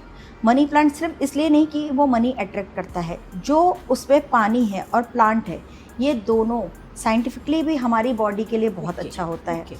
पानी के साथ में प्लांट, ये हमारे घर की नेगेटिविटी को कम करता है, मनी अट्रैक्ट करता है, और साथ में घर में अगर देखिए कि बहुत ज़्यादा कलह है, जब आप ये प्लांट रखते हैं तो प्लांट को ऐसा भी मानते हैं ना कि अगर आपके अंदर बहुत गुस्सा है, बहुत नेगेटिविटी है, आप किसी प्लांट को लगातार कुछ बोले तो मुरझा जाता है। मुरझाता है। वैसे ही मनी प्लांट का है कि अगर आप रखते हैं, वो क्या करता है कि आपके घर की नेगेटिविटी वो पानी अपने अंदर अट्रैक्ट करता है, और जो प्लांट होता है वो ग्रीन होता है, और उसकी ग्रीनरी से घर में पॉजिटिविटी आती है, और जहाँ पॉजिटिविटी है वहीं लक्ष्मी है। तो इस वजह से मनी प्लांट इस तरह से सपोर्टिव होता है किसी के भी घर में मनी अट्रैक्ट करने के लिए। शायद हमारे कल्चर में जो हम बात करते हैं 5 तत्वों की, हाँ जी, तो उसमें एक तो आपने मुख्य बताया पानी, हाँ जी, फिर दूसरा अगर आप प्लांट ग्रो कर रहे हैं तो आप मिट्टी में ही ग्रो करेंगे, तो उसमें जो धरती का तत्व होता है, पृथ्वी का तत्व, शायद वो भी उसमें आ जाता है। बिल्कुल। जैसे कि अगर किसी को बहुत ज़्यादा परेशानी है और किसी के घर में मेजर बीमारियां आ गई, जैसे कैंसर है, टीबी है, इस तरह की बीमारी अगर आ जाती है, तो हमारी रेमेडी कहाँ वर्क करती है? हम कहते हैं एक नारियल लो, उसको अपने सिर से पैर तक 7 बार वारो, और ये बोलते हुए कि मेरी जो भी बीमारी है वो इसमें चली जाए, ये बोल करके अगर हम मिट्टी में गाड़ते हैं तो मिट्टी ही हेल्प करती है हमारी बीमारी को ख़त्म करने के लिए। तो इस तरह से उस तत्व में मिट्टी का बहुत बड़ा रोल है, जो हमारी बीमारी को अपने अंदर लेकर के हमें स्वस्थ बनाती है। बिल्कुल। शायद पामिस्ट्री, जैसे आपसे मैं बातें कर रही हूँ, शायद हमें इन प्राकृतिक तत्वों का सम्मान करना भी सिखा रही है। बिल्कुल, क्योंकि जल की बात आपने करी, पृथ्वी की बात करी, मिट्टी की बात करी, तो ये थोड़ा कहीं ना कहीं हम लोगों को जोड़ रही है अपनी प्रकृति से। बिल्कुल, बैक टू नेचर वाली जो बात है, शायद ये भी पामिस्ट्री कहती है, शायद इसीलिए साइंस है। ऑब्वियसली साइंस और पामिस्ट्री आप देखिए तो एक ही है, ये देखने और सोचने का तरीका सबका नजरिया अलग है। जैसे कुछ लोगों को पाम में विश्वास नहीं होता, ये कहते हैं ये लकीर है, बट हम अपने कर्म से बदलेंगे। कर्म जरूरी भी होता है, बट सिर्फ कर्म से ही बहुत चीजें नहीं हो पाती। अगर आज मैं विश्वास रखूं कि मैं सिर्फ कर्म कर रही हूं और मैं उन बड़े दिग्गजों की तरह पैसा कमा लूं, तो ऐसा जरूरी नहीं है। उसके साथ में, कर्म के साथ में मेरी मेहनत, मेरा भाग्य भी सपोर्ट करता है। जैसे अगर हम ईश्वर को मानते हैं, तो अगर हम केवल ईश्वर को माने तो ईश्वर हमें उतना सक्सेस नहीं देता। वो कहते हैं कर्म भी करो, साथ में ईश्वर का भी धन्यवाद करो, और सबसे पहले अपने परिवार पर वर्क करो। जो लोग परिवार का अनादर करके सिर्फ ईश्वर का ध्यान करते हैं, आप देखिए वो भी परेशान रहते हैं। वो कहते हैं कि हम ईश्वर का इतनी इतनी देर आराधना कर रहे हैं, इतनी मालाएं पढ़ते फिर भी हम परेशान हैं। पर हम परेशान हैं। ईश्वर ये कहते हैं कि लाइफ में बैलेंस सबके लिए ज़रूरी है।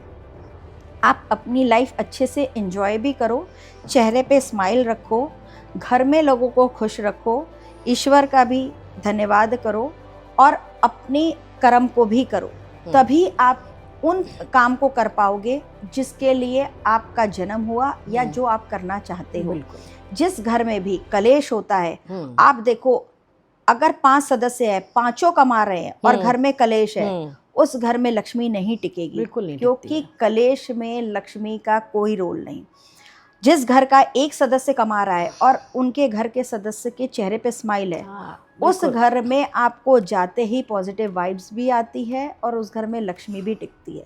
तो सिंपल तरीका है, एक दूसरे का रिस्पेक्ट करो और घर में खुशी रखो, इससे लक्ष्मी भी टिकेगी। और ये हर किसी के लिए, जैसे आजकल के सबसे नॉर्मल प्रॉब्लम ये है कि जेनजी को लेकर के पेरेंट्स मेरे पास इस तरह से आते हैं कि उनके बच्चे लैपटॉप लेकर के, मोबाइल लेकर के एक रूम में पड़े हैं, दरवाज़ा बंद है, दरवाज़ा बंद है और नहाते नहीं, खाना बेड पर चाहिए। क्या ये उनके लिए ठीक है? क्या ये अपना भविष्य बना पाएंगे? देखिए, भविष्य तो वो सभी बनाएंगे, पर ये प्रॉब्लम कहाँ से आती है? ये प्रॉब्लम हमसे आती है। हम उन बच्चों को इतनी सुविधा दे देते हैं कि उनको ये प्रॉब्लम लगती ही नहीं, कि आज उनको पता है कि मुझे पिज़्ज़ा खाना है, बर्गर खाना है, वो सीधे पेरेंट्स से डिमांड करते हैं कि मुझे ये खाना है। अगर आप नहीं दे रहे हो तो वो स्टबन हो जाते हैं, हमें खाना नहीं खाना। फिर हमें लगता है हमारा बच्चा नहीं खाया तो पिज़्ज़ा बर्गर ये खिला दो बच्चे को। कंफर्ट तो देखा जाए तो कंफर्ट जोन में तो हम ही अपने बच्चों को रख रहे हैं। बिल्कुल। यहाँ पे श्वेता जी, मैं एक चीज़ मानती हूँ कि थोड़ा बहुत डिप्राइवेशन लाइफ में ज़रूरी होता है, थोड़ी कमी जिंदगी में ज़रूरी होती है। ये हर किसी के साथ है, क्योंकि जब आपको चीज़ों की कमी होगी तो तब शायद आप उसकी अहमियत ज़्यादा समझते हैं। ये हमारे साथ भी होता है एज पेरेंट्स। आई थिंक यहाँ हम लोग थोड़ी गलती कर रहे हैं, बच्चों को ज़्यादा कंफर्ट जोन दे करके। और एक सवाल जो भी मेरे मन में अचानक आया, अभी हम लोग थोड़ा धन पैसे की बातें कर रहे थे, मनी की बात कर रहे थे, वहाँ पर एक सवाल शायद मिस आउट हो गया उस समय कि धन को अट्रैक्ट करने की जो बात आपने कही, तो इससे रिलेटेड एक सवाल मेरे जहन में आ रहा है कि अंबानी और अडानी, टाटाज, बिरलाज, सबके हाथ अलग अलग होते हैं। जी। सक्सेसफुल सभी लोग सक्सेसफुल हैं, तो क्या उनकी हाथ की रेखाएं बड़ी सिमिलर सी हैं जो सब एक लेवल पर पहुंच गए? जी, ऐसा किसी का भी हाथ सिमिलर नहीं होता है, सबकी मेहनत। जैसे मैंने बोला कि अगर घर का 5 सदस्य कमा रहा है लेकिन उनके घर में पैसा नहीं टिक रहा है, तो वो कभी भी अंबानी अडानी को के बराबर में अपने आप को बीट नहीं कर पाएगा। बट अगर एक पर्सन कमा रहा है और आपके घर में खुशी है, तो आप कहीं ना कहीं वहां तक नहीं पहुंच सकते, पर अपने घर में वो खुशियां, धन अट्रैक्ट कर सकते हो। जैसे उनका भाग्य हमारा भाग्य, लकीरें तो वो 3 आई थी, बट उन्होंने मेहनत भी किया, अपने घर के लोगों को इम्पोर्टेंस भी दिया, रिस्पेक्ट भी दी और सबको काम करने का मौका भी दिया, एक दूसरे की फीलिंग भी समझते हैं और सबको आगे बढ़ने देते हैं। आज आप देखोगे कि घर के कई घरों में आपने सुना होगा कि फादर बहुत अच्छा अर्न कर रहे हैं पर बेटा कुछ नहीं कर पाया जी। फादर उनको सारी फैसिलिटी दे रहे हैं, बड़े बड़े बिजनेसमैन हैं, बट बेटा कुछ नहीं कर रहा है। क्यों? क्योंकि हम अपने बच्चों को मेहनत करना सिखा नहीं रहे। ये कमी हमारी तरफ से उनमें जा रही है। जैसे कुछ एक पेरेंट्स ऐसे हैं, आज भी हैं, कि वो कहते हैं कि मैंने तो करोड़ों कमाया पर मेरा बच्चा मेरे बिजनेस में इन्वॉल्व ही नहीं होना चाहता, वो सिर्फ घूमना फिरना, अपनी ऐशो आराम वाली जिंदगी जीना चाहता है। जब तक आप अपने बच्चे को मेहनत करना नहीं सिखाएंगे, वो धन अट्रैक्ट नहीं कर पाएगा। आप उनको सिर्फ हम अपनी कहानी सुना करके, उनको इमोशनली ब्लैकमेल करके उनको अपनी चीजें नहीं एक्सप्लेन कर सकते। आपको उनको थोड़ा फ्रीडम भी देनी होगी। जो काम आपने उनको दिया है उसमें बहुत ज़्यादा रोक टोक लगाते हैं, वो काम नहीं करना चाहते, तो आप उनको कुछ काम दीजिए और बोलिए जो प्रॉफिट है, जो लॉस है, तुम करो, मैं तुम्हारे पीछे हूँ, सपोर्ट करूँगा। तब बच्चे आगे बढ़ पाते हैं। ऐसे ही मेरे एक क्लाइंट हैं, उनका बेटा बाहर से पढ़ के आया है और शुरुआत में वो कुछ नहीं करता था, फिर उनके फादर ने मेरे से जब कंसल्ट किया, उन्होंने धीरे धीरे अपने बिजनेस में उस बच्चे को इन्वॉल्व किया और आज वो बच्चा बहुत अच्छा अर्न कर रहा है, ऐसा नहीं, उसकी एज बहुत ज़्यादा नहीं है, लेकिन वो अच्छा इसलिए अर्न कर रहा है क्योंकि फादर का भी विश्वास है और उस बच्चे पे जब ये रिस्पॉन्सिबिलिटी आई कि जो तुम कमाओगे, जो तुम लॉस करोगे, अगर प्रॉब्लम हुई तो मैं तुम्हारे साथ में हूँ, तो उसका खुद का विश्वास जागा, उसने मेहनत की और अच्छा अर्न कर रहा है। ये एक इंडिपेंडेंट बनाने वाली बच्चों को बात हो गई जी। पर कई बार ऐसा भी होता है श्वेता जी कि ज़रूरी नहीं है कि अगर जो बिजनेस किसी फादर का है या मदर का है उसका बेटा या बेटी भी वही बिजनेस करे। हो सकता है कई बार बच्चे के दिमाग में कुछ और चल रहा है, वो बहुत ज़्यादा क्रिएटिविटी की ओर जाना चाह रहा है। मान लीजिए वो सिंगर बनना चाह रहा है, अब आपको सिंगर बनते ही तो पैसे नहीं मिल जाते और आप बन भी नहीं जाते इतनी जल्दी सिंगर, मेहनत करनी पड़ती है। तो यहाँ पर थोड़ा मुझे लगता है पेरेंट्स को भी बच्चों से बात करके समझना पड़ेगा कि उनके दिमाग में क्या चल रहा है, बिकॉज घूम फिर कर देखें तो सारी कहानी माइंडसेट की होती है। बच्चे का माइंडसेट किस तरफ है, आई थिंक ये जिम्मेदारी पेरेंट्स की ज़्यादा होती है, उसको समझना, फिर उनको इंडिपेंडेंट करना कि हाँ फिर तुम करो। यहाँ से उनको एक फ्रीडम भी मिलनी चाहिए कि तुम ये काम को करो, हम तुम्हारे साथ हैं, अगर फेल हुए कोई बात नहीं, यू ट्राई अगेन। बट ये ज़रूरी नहीं है कि तुम जो बिजनेस मेरा है वही बिजनेस तुम भी करने लगो। आप बिल्कुल ठीक कह रही हैं, ऐसा होता है। जैसे आपने बाहर की कंट्री में देखा होगा, बच्चों को बहुत जल्दी ही बड़ा कर देते हैं, इंडिपेंडेंट हो जाते हैं बच्चे और फिर अर्न करते हैं। वो माता पिता को ब्लेम नहीं करते। बट हमारे यहाँ का कल्चर है कि अगर हम सेटल नहीं हुए तो हम सीधे उंगली उठा देते हैं कि हमारे पेरेंट्स का सपोर्ट नहीं था, बिल्कुल होता है, उन्होंने हमें घर नहीं दिया, उन्होंने बिजनेस सेटल करके नहीं दिया। ऐसा कहीं नहीं होता। थोड़ा पेरेंट्स का रोल होता है, थोड़ा खुद का भी। जब तक आपकी कोई इच्छा नहीं होगी करने की, आप नहीं कर सकते। बहुत चीजें आप किस्मत पे नहीं डाल सकते कि अगर मेरी किस्मत में नहीं था इसलिए मैंने नहीं किया। आपकी किस्मत भी तभी बनती है जब आप खुद मेहनत कर रहे हो। मेहनत आपको करनी पड़ती है। कई लोगों ने अपना भाग्य बदला है। अंबानी अडानी शुरू से अपना भाग्य ऐसा नहीं लिखवाए थे, मेहनत करके ही आगे बढ़े। बिल्कुल। तो मेहनत उनकी थी, उन्होंने भी कहीं ना कहीं अपना भाग्य देखने की कोशिश जरूर की होगी, पर मेहनत को उन्होंने बिल्कुल नहीं छोड़ा। मेहनत वो करके आज इस जगह पर पहुंचे हैं और उन्होंने अपने बच्चों को भी मेहनत करने के लिए प्रोत्साहित किया, तभी उनके बच्चे भी कर रहे हैं। तो दोनों चीज़ों का बैलेंस ऐसे रहता है। साथ में हमारा क्या रोल है कि अगर हम बच्चे को फ्रीडम दे रहे हैं तो हमें उन पे निगाह भी रखनी है कि बच्चे की संगत कहाँ है। जैसे कई लोग आते हैं इस फील्ड में कंसल्ट करने के लिए कि बच्चा मेहनत कर रहा है पर हो नहीं पा रहा, क्या प्रॉब्लम आ रहा उसको। जी, तो उसमें मुझे ये देखना पड़ता है कि क्या इस बच्चे के भाग्य में बिजनेस है। अगर आपके भाग्य में बिजनेस नहीं है तो पेरेंट्स का बिजनेस बच्चा कभी नहीं कर पाएगा। मेरी एक क्लाइंट है डॉक्टर, उनकी बेटी मॉडलिंग कर रही है। जब वो मेरे पास आई थी तो उस समय वो चाहती थी कि उनकी बेटी भी मेडिकल लाइन पे जाए, पर उस समय उसके भाग्य में ये दिखता था कि मेडिकल से उनका दूर दूर वास्ता नहीं है। उनको मैंने बताया कि ये डिफरेंट प्रोफेशन में जाएंगी नेम फेम के साथ में, और आज वो बहुत अच्छी मॉडलिंग कर रही हैं। उन्होंने नाम भी कमा लिया है। तो जरूरी नहीं कि डॉक्टर का बच्चा डॉक्टर, बिजनेसमैन का बच्चा बिजनेसमैन बने। ये पेरेंट्स को समझना ज्यादा जरूरी है। और उस बच्चे के मतलब मैं कहूँगी कि उसके इमोशंस का उन्होंने ध्यान भी रखा और भाग्य की भी कदर की कि ठीक है, इसके भाग्य में अगर डॉक्टर बनना नहीं लिखा है तो ये जहाँ भी जाए अच्छा अर्न करे, अच्छी लाइफ बिताए। तो यहाँ पर आई थिंक पामिस्ट्री बहुत इंपॉर्टेंट रोल प्ले करती है, हेल्प भी करती है। अब एक सवाल जेंजीज की तरफ से कि ये जो भी हमने बात करी है क्रिएटिविटी की या बिजनेस माइंड होने की या प्रोफेसर या डॉक्टर होने की, तो हाथ में ऐसी कौन सी लकीरें होती हैं जो बता देती हैं कि बच्चा क्रिएटिव है और वो क्रिएटिव लाइन में एक्सेल करेगा? जी, जैसे अगर हम देखें ये पूरा भाग्य है हमारा, ठीक है। अगर भाग्य में सबसे ज्यादा इम्पोर्टेंट लाइंस इस प्लेस पर होती है कि हमारी ग्रोथ हो रही है, यहाँ से हमें पता चलता है कि किस किस भाग्य की तरफ बच्चा जाने वाला है। अच्छा, ठीक है। अगर बच्चा फेमस होने वाला है, जैसे लीडर बनने वाला है, एक्टर, किसी एक्टिंग लाइन में जाने वाला है, सिंगर बनने वाला है, तो ये पर्वत उठ करके यहाँ पे माउंट बना देता है। ये लाइन उठ करके यहाँ पे माउंट बना देती है। ये माउंट डबल हो गया, इसका मतलब कि वो वर्ल्ड पे फेमस होने वाला है। डबल ट्रायंगल जी। ओके। अगर ये पर्वत यहाँ बन रहा है तो वो ऑलरेडी सेलिब्रिटी है ओके। अगर वो पर्वत यहाँ पर है तो इसका मतलब कि उसके भाग्य में लिखा है वो मेहनत करेगा तो जरूर बनेगा।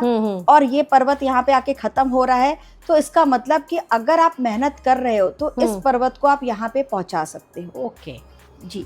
और जैसे जो बच्चे आजकल आप देख रहे हैं एआई या टेक में बहुत आजकल इन्वॉल्व हो रहे हैं, आप देखते हैं एडिटिंग करते हैं, वीडियो शूट्स करते हैं, रील्स बनाते हैं और अच्छा दे आर अर्निंग गुड, तो वो भी पता लग जाता है कि वो बच्चे एआई की लाइन में या टेक की लाइन में कैसा करेंगे।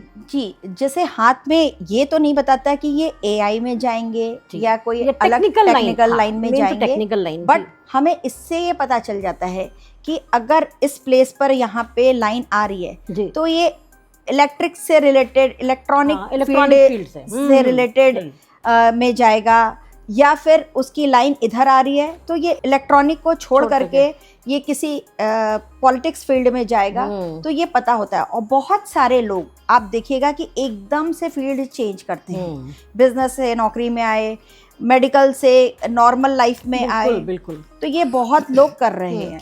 कितने सारे एक्टर्स भी ऐसे हैं जो इंजीनियर्स थे जी, पर वो छोड़ करके एक्टिंग की फील्ड में आए, दे आर डूइंग गुड। ये हमारी किस्मत में लिखा होता है। बट हमारे पास हमेशा, जैसे मैंने शुरुआत में ही कहा कि दो लाइंस होती है, दो डिफरेंट फील्ड की तरफ जा रही होती है, डायरेक्शंस, दो डिफरेंट डायरेक्शंस की तरफ जा रही होती है। आप कौन सा चूज करते हैं वो लाइन वैसे ही डिस्क्राइब करती है। आपने अगर लेफ्ट चूज किया और लेफ्ट स्मूथ है तो आप उस लाइन को चूज करने के बाद आपकी लाइफ स्मूथ रहेगी। बट अगर राइट चूज किया और आपकी लाइफ में परेशानी आने वाली है तो वो वैसी होगी। लोग मेरे पास इस जगह पर यहाँ पर जानने आते हैं कि किस लाइन में अच्छा अर्न भी करें, गलत भी नहीं करें और सही हो, क्योंकि यहाँ पर हम कंफ्यूज हैं। तो यहाँ पर पामिस्ट्री हेल्प करती है कि किस जगह पर दिखा रहा है कम परेशानी के बाद अच्छी अर्निंग, और उससे ना आपको हार्म है ना आपके थ्रू किसी और लोगों को हार्म है। तो ये बात बिल्कुल सही हो गई कि life is all about choices, right. जो हम चूज करेंगे हम वैसे ही बनेंगे। बिल्कुल, हमें ऑप्शंस मिल सकते हैं, पॉसिबिलिटीज हो सकती हैं, लेकिन ये हमारा इंटेलेक्ट या हमारा माइंडसेट डिसाइड करता है कि हमको जाना किस लाइन में है। हाँ जी, ब्लैक मैजिक ये वास्तव में होता है, ये फियर है या ये बिलीफ है? जी, मैंने अब तक में जितना देखा है मुझे ये तो समझ में आ गया कि ब्लैक मैजिक होता है। पहले ऐसा लगता था कि शायद ये हमारे मन का वहम हो या हम इसको एक नाम देना चाहते हैं कि ये ब्लैक मैजिक है। बट मैंने जब स्टडी करना शुरू किया, कुछ रेमेडी के थ्रू अगर सामने क्लाइंट का प्रॉब्लम का सॉल्यूशन नहीं हो पा रहा है और जब मैं लाइन देखती हूँ उस लाइन का कलर चेंज हो रहा है, तो मैंने नोटिस किया कि ये ब्लैक मैजिक की तरफ जा रहा है। और ये डे बाय डे उस लाइन का डीप होना ये हमें सबूत देता है कि ये ब्लैक मैजिक है।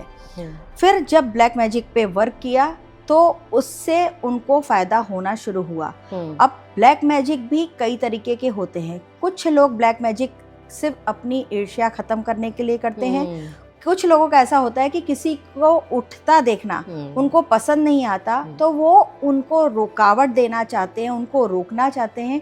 इस वजह से उनकी रुकावट के लिए वो ब्लैक मैजिक यूज करते हैं। ब्लैक मैजिक का आज के टाइम पर इतना ज़्यादा चलन है कि हर कोई एक दूसरे की रुकावट के लिए ब्लैक मैजिक को खेल समझने लगा है। पर इसका जो नुकसान है, जिसके ऊपर कर रहे हैं उसके साथ साथ जो कर रहा है उसके साथ उसके परिवार पे भी आता है। ये उनको पता नहीं होता। ब्लैक मैजिक का अभी एक रिसेंट सा किस्सा है कि मेरे क्लाइंट के घर में बहुत सारे लोगों की डेथ हो रही थी, ठीक है। तो वो समझ ही नहीं पा रही थी कि उनके क्लोज वन की डेथ होनी शुरू हुई। ऐसी 4 मौतों के बाद वो मेरे पास आई और उन्होंने पता किया तो उनके घर में उनके किसी नोन ने ही ब्लैक मैजिक कर रखा था। और वो इस वजह से कर रहा था क्योंकि उनकी ग्रोथ हो रही थी। तो ये चीज़ें बहुत गलत है। हम इस पे वर्क जरूर करते हैं, इसका नेगेटिव इम्पैक्ट भी हम पे आता है, जैसे कि सिर में भारीपन रहना, क्योंकि आप वो नेगेटिविटी ले रहे हो। बिल्कुल, हम डिस्टर्ब हो जाते हैं, फोकस नहीं हो पाता। बिल्कुल। फिर अपने आप को चार्ज करना पड़ता है जो नमक के थ्रू करते हैं। बट उनकी प्रॉब्लम को देखते हुए हम उनको बीच मझधार में छोड़ भी नहीं सकते। अगर कोई मदद के लिए आया है तो हम वर्क जरूर करते हैं। पर मैं आपके माध्यम से लोगों को यही बताना चाहूँगी कि ब्लैक मैजिक से जितना दूर रहे बहुत अच्छा। जैसे लोग नींबू से, हाँ, काली नींबू मिर्ची जी, काली दाना डाल करके, जैसे काली उड़द है, काला तिल है, ये डाल करके ब्लैक मैजिक करते हैं। अक्सर आप चौराहों पे देखते हैं इस तरह का जी। कुछ लोग आपको वाइट चीज में खिला करके ब्लैक मैजिक करते हैं, जो आपके शरीर के अंदर आता है बट आपको पता भी नहीं चलता। जैसे मेरे एक क्लाइंट का किस्सा हुआ था, वो अपनी किसी फ्रेंड के साथ में बहुत अच्छे से टाइम स्पेंड करते थे, तो उनकी फीमेल फ्रेंड उनको पसंद करने लगी, जबकि जो मेरा क्लाइंट था वो मैरिड था। उनके साथ ऑफिस में वर्क करती थी। उस क्लाइंट ने क्या किया कि वो अनमैरिड थी, उसने उस पर्सन जो मेरा क्लाइंट है उनको दही में कुछ ऐसी चीज़ें दी जो इनका अट्रैक्शन इधर होने लगा, और वो अपने फैमिली से दूर होता चला गया, अपनी वाइफ से दूर हो करके उनसे लड़ने लगा, मारना पीटी ये चालू हो गई। तो उन्होंने मेरे से कंसल्ट किया। जब उनको पता चला कि ये ब्लैक मैजिक है, और उस ब्लैक मैजिक को मैंने रुकवाया, हटवाया, अब वो वापस ठीक हो गए हैं। बट उनको इस चीज़ से अब डर हो गया है कि वो किसी भी दोस्त के हाथ का ना खाना खाते हैं, न ही वो बाहर जा कर के उनके साथ में पार्टी करते हैं। मैं ये भी नहीं कहती कि आपको अपनी पर्सनल लाइफ, प्रोफेशनल लाइफ सब डिस्टर्ब कर देनी चाहिए, पर ये ज़रूर ध्यान रखना चाहिए कि हम किसी पे इतना ट्रस्ट भी ना करें कि कुछ भी कोई लाया है वो खा लें, या फिर ऐसा कोई दोस्त जो हमें पता नहीं चल रहा कि वो सही है, गलत है, या हमसे जलन फील कर रहा है, तो हम उसके हाथ का खाएं। मैं लोगों को यही कहती हूँ, जहाँ आपको ऐसा लगे कि कुछ एबनॉर्मल हो रहा है आपकी लाइफ में, वो आपसे अटैच्ड हो रहा है, तो सबसे पहले आप ईश्वर में विश्वास रखें। घर से आप हनुमान जी का पैर 3 बार अपने इंडेक्स फिंगर से दबा के निकलें, और उनके हाथ का कुछ नहीं खाएं। कोई भी पर्सन आप पे ब्लैक मैजिक कितना भी ट्राई करे नहीं कर पाएगा। ब्लैक मैजिक नॉनवेज वालों के साथ, मटन में बहुत ज़्यादा होती है, और ये कई ऐसे लोगों के साथ हुई है जो लोग आज तक निकलने की कोशिश कर रहे हैं और वो निकल नहीं पा रहे हैं। ये हर बार मैं रेमेडी कराती हूँ, थोड़ा उनको आराम भी मिलता है, बट वापस वो ब्लैक मैजिक में इसलिए आ जाते हैं क्योंकि फिर से खा लिया तो फिर फंस जाते हैं। तो ये ब्लैक मैजिक बहुत ही खराब चीज़ है, इससे आपकी लाइफ थ्रेटनिंग भी हो जाती है। अपने क्लोज्ड वंस पे भी इतना ज़्यादा ट्रस्ट कर लेते हैं, लेकिन कहीं ना कहीं उसका नेगेटिव इम्पैक्ट उनको देखने को मिलता है। और दूसरी चीज़ की कंपटीशन इतना बढ़ रहा है लोगों में आजकल, हर दूसरे से आगे बढ़ने की होड़ हो रही है, हम किसी का अच्छा होता नहीं देख पा रहे हैं। यहाँ पर हमें ऐसा लगता है कि सेल्फ अवेयरनेस की भी बहुत ज़्यादा ज़रूरत है जी। थोड़ा अवेयर हो अपने सराउंडिंग्स के बारे में, अपने बारे में, और फिर अगर एक्ट करें तो शायद ये चीज़ों में हम नहीं फंसेंगे। और बिल्कुल आप ठीक बोल रही है। जैसे कि मैं हमेशा ये लोगों को कहती हूँ पाम देख करके कि बहुत ज़्यादा विश्वास न करें, पर बिना विश्वास के आप ना किसी के साथ बॉन्डिंग बिठा सकते हैं, ना ही कोई अच्छी हो सकती, ट्रस्ट नहीं है तो बिल्कुल ना कोई काम कर सकते हैं, चाहे बिजनेस हो, सर्विस हो, हर में ट्रस्ट आना चाहिए। ट्रस्ट एक ऐसा क्वालिटी कहूँगी कि बगैर ट्रस्ट के आप आगे बढ़ भी नहीं सकते, लेकिन ब्लाइंड ट्रस्ट ये बहुत हार्मफुल होता है। मैं ये भी नहीं कहूँगी कि इसकी वजह से आप ऐसा ट्रस्ट करना छोड़ दें कि आपके रिश्ते खराब हो जाए। कुछ रिश्ते ऐसे होते हैं जो ट्रस्ट की बुनियाद पर ही टिके होते हैं। बस सतर्क रहें। हस्बैंड वाइफ, माता पिता, बच्चों का रिश्ता, ये होता है। समाज में तो हर तरीके से गलत हो रहा है, लेकिन इसकी वजह से हम ट्रस्ट को पॉइंट आउट नहीं कर सकते कि ट्रस्ट नहीं करें। लेकिन किसी ने अगर कुछ ऐसे दिया है जहां हमें डाउट है, जहां फीलिंग आती है अंदर से बिल्कुल कि कुछ तो गलत हो रहा है हमारे साथ। कई बार हमारा ग्राफ गिरना शुरू हुआ, तो हमें नोटिस करना चाहिए कि जब हमारे साथ कोई प्रॉब्लम आ रही है, ये पर्सन हमारा आसपास कहीं ना कहीं रहा है, तो उस जगह पर ट्रस्ट पे एक होल्ड करें और उनकी दी हुई चीज को खाने से बचें, और ईश्वर में विश्वास रखें और हनुमान जी के पैरों को रोज दबाएं। बिल्कुल आपको वही है जो उस ब्लैक मैजिक की परेशानी से बाहर ला सकते हैं। कहा है ना कि भूत पिशाच निकट नहीं आवे, महावीर जब नाम सुनावे। तो ये हनुमान चालीसा का मुझे लगता है पाठ भी करना, चाहे आपको एक ही दिन, आप एक ही टाइम करो, लेकिन वो भी हेल्प करता है कहीं ना कहीं, मैंने सुना है ऐसा जी। मेरे जितने भी क्लाइंट हैं, उनके बच्चे जब भी हॉस्टल जा रहे होते हैं या कहीं भी जा रहे होते हैं, तो मैं इन सबको बोलती हूँ एक हनुमान चालीसा जरूर दे। क्योंकि बच्चे हर बार आपने देखा होगा कि फंसते भी हैं, परेशान भी होते हैं। वो हनुमान चालीसा भले नहीं पढ़े, लेकिन हनुमान जी का आशीर्वाद उन पे बना रहता है। बिल्कुल। तो ये प्रोटेक्शन भी है और शायद हम बच्चे धर्म की तरफ जुड़ते भी हैं। बेसिकली ये स्पिरिचुअल ज़्यादा है जी, कि बच्चे भी स्पिरिचुअलिटी की तरफ थोड़ा बढ़ जाते हैं आगे, और बेनिफिट उनको 100% होता है। बिल्कुल बिल्कुल मिलता है। और ये शायद आपके, हमारे और उन सभी के लिए है कि थोड़ा स्पिरिचुअल होना भी जरूरी है, बहुत ज़रूरी है। अच्छा, आजकल हमने ये जनरेशन जी में हम लोग ये बात बहुत देख रहे हैं कि बच्चे बड़ी आसानी से डिप्रेस हो जाते हैं। हालांकि उनको ये नहीं पता कि डिप्रेशन एग्जैक्टली होता क्या है, लेकिन आजकल इतनी लूज टर्म्स में लोग इसको बात कर रहे हैं कि I am feeling very depressed. हो सकता है वो सैड हो सकता है लो फील कर रहे हो, लेकिन वो बोलते हैं कि हमको डिप्रेशन हो रहा है। तो क्या आप कुछ ऐसे रेमेडीज़ हैं इसके लिए, जो डिप्रेशन एग्जैक्टली डिप्रेशन नहीं, लेकिन हाँ जब बच्चे लो फील कर रहे होते हैं या अंदर से सॉरोफुल मूड में होते हैं, वो चीज़, उस चीज़ का वो शिकार ना बने, तो कुछ ऐसी रेमेडीज आप बताएं बच्चों को। जी, डिप्रेशन बहुत अच्छा पॉइंट आपने डिस्कस किया। आज के टाइम पर बहुत सारे लोग, सिर्फ बच्चे नहीं, कुछ बड़े भी हैं जो डिप्रेशन सा फील कर रहे होते हैं और वो बहुत कम उम्र में मेडिसिन ले रहे होते हैं डिप्रेशन की। तो मैं उन लोगों को यही बताना चाहूँगी कि डिप्रेशन जो होता है ये बहुत हद तक हम पे निर्भर करता है कि डिप्रेशन को हमें कितना लेना है या इसको हावी होने देना है कि नहीं। डिप्रेशन, सबसे पहले तो हम इसका रीज़न जानते हैं कि क्यों ज़्यादा आता है। उन बच्चों में डिप्रेशन ज़्यादा आता है जो अकेले रहते हैं या पेरेंट्स को चीज़ें शेयर नहीं करते। दूसरा, जो वायर के बीच में ज्यादा बैठते हैं, जैसे आपने देखा होगा आईपैड, लैपटॉप या इलेक्ट्रॉनिक्स के सामने ज्यादा भी यूज कर रहे हैं, हाँ, मोबाइल चार्जर, ये आपके आसपास होता है, जो इसकी वाइब्रेशंस है वो नेगेटिव होती है, उसकी वजह से भी हमारे हेल्थ पर इफेक्ट आता है और डिप्रेशन में वो बच्चे जरूर जाएंगे। सबसे पहले आपको नोटिस करना चाहिए, जो बच्चा डिप्रेशन में आ रहा है तो उसके बेड पर ज्यादातर वायर रहती होंगी, उसको आप पहले रिमूव करें। दूसरा, अगर बच्चे में फिर भी डिप्रेशन है तो उनको पानी, मतलब वाटर इनटेक बढ़ा देना चाहिए।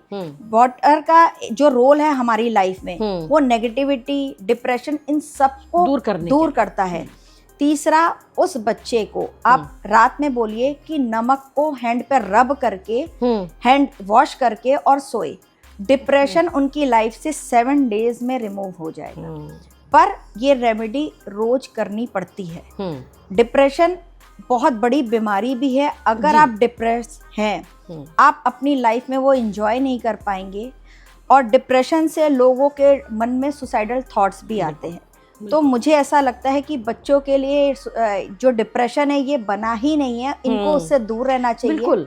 और अगर किसी भी बच्चे में ये फील हो रहा है कि वो डिप्रेस फील कर रहा है, तो ये दोनों के साथ साथ अपने सोने के स्थान पर एक डिब्बे में नमक रखे, है ना, खुला रखे, खींच लेता है शायद जी, वो डिप्रेशन को बहुत तेजी से खींचता है।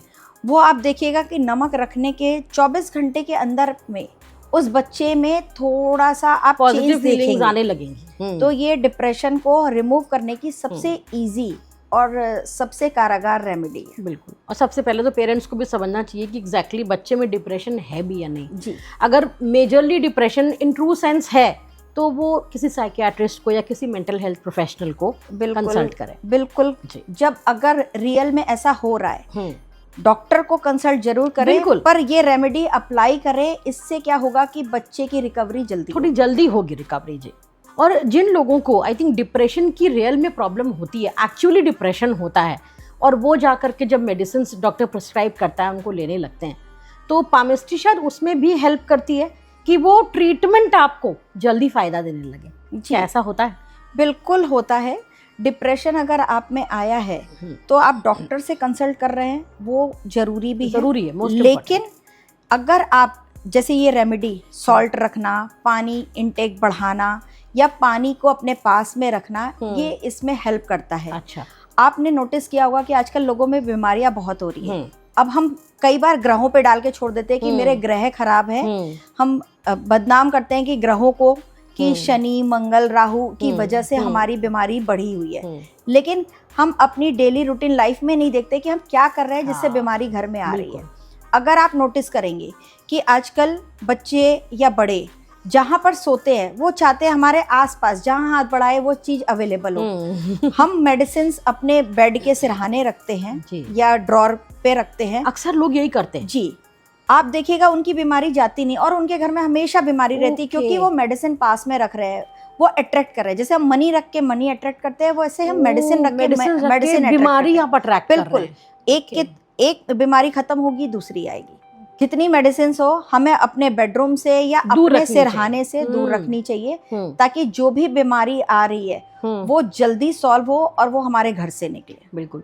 तो कहीं ऐसा भी तो नहीं है कि अगर हम मान लीजिए हम कोई बहुत अच्छी सी किताब, बहुत पॉजिटिव किताब अगर अपने सिरहाने रख के सोते हैं तो उसका इम्पैक्ट भी बिल्कुल अच्छा आता होगा? हम कहते हैं अच्छी चीजें रख के सो तो ड्रीम्स भी अच्छे आते हैं, आपकी सोच भी वैसी ही होती है और उसका लाइफ पे भी इफेक्ट होता है। किताब रखे जरूर, पर खुली किताब कभी न रखें। किताब बंद करके रखनी चाहिए। किताब अगर खुली है तो आप देखिएगा मेमोरी पे इफेक्ट आना शुरू हो जाएगा। कहते हैं वो लाइफ से डिलीट होने लगती है। और कहते भी कि सोने से पहले अगर आपने एक पन्ना अच्छी किताब का पढ़ लिया, जरूरी नहीं है कि वो स्पिरिचुअल मतलब स्क्रिप्चर्स ही हो, अगर हमने एक पन्ना अच्छी किताब का पढ़ लिया, अच्छी बातें पढ़ ली, तो वो आपको स्लीप में भी हेल्प करती है, नींद में भी आपको अच्छी नींद आती है आपको। बिल्कुल, जैसे आपने बताया बिल्कुल ठीक है कि हम कहते हैं कि अच्छी किताबें पढ़ो।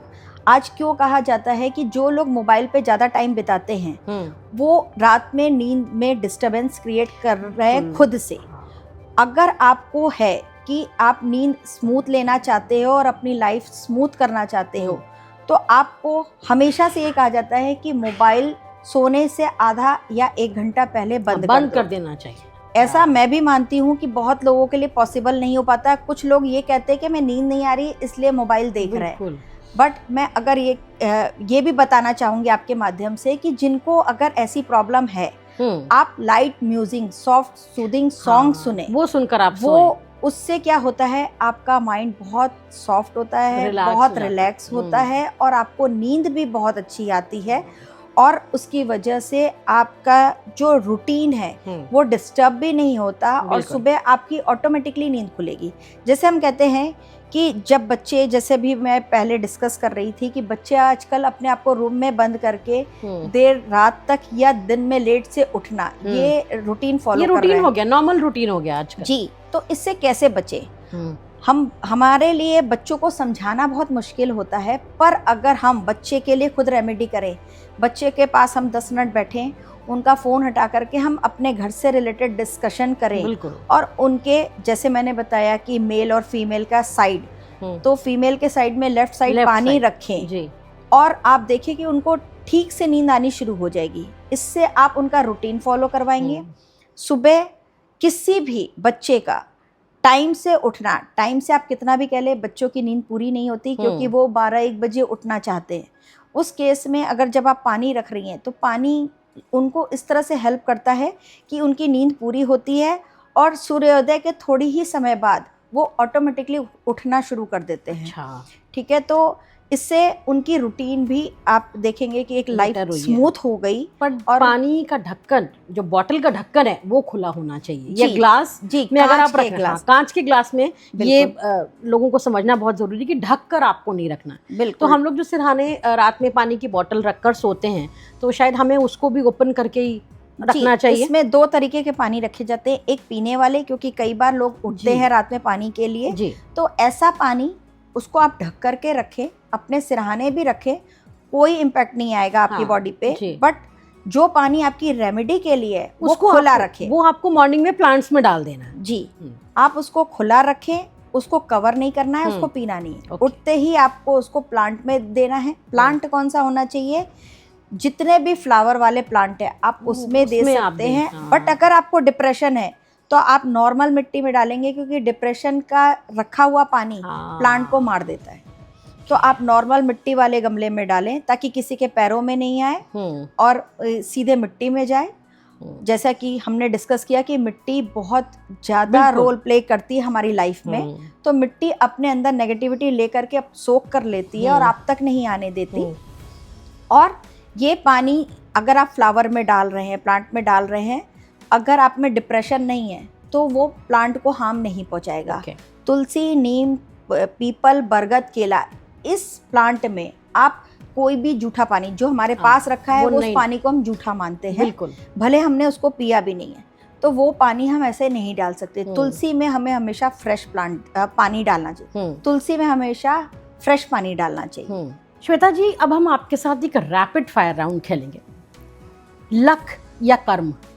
जी मैं तो ये बोलूँगी कि दोनों का कॉम्बिनेशन होता है। सिर्फ लक से भी बंदा आगे नहीं बढ़ जाता, क्योंकि बगैर कर्म के कुछ नहीं हो सकता, और कर्म के साथ लक भी जरूरी है। डेस्टिनी या डिसीजंस?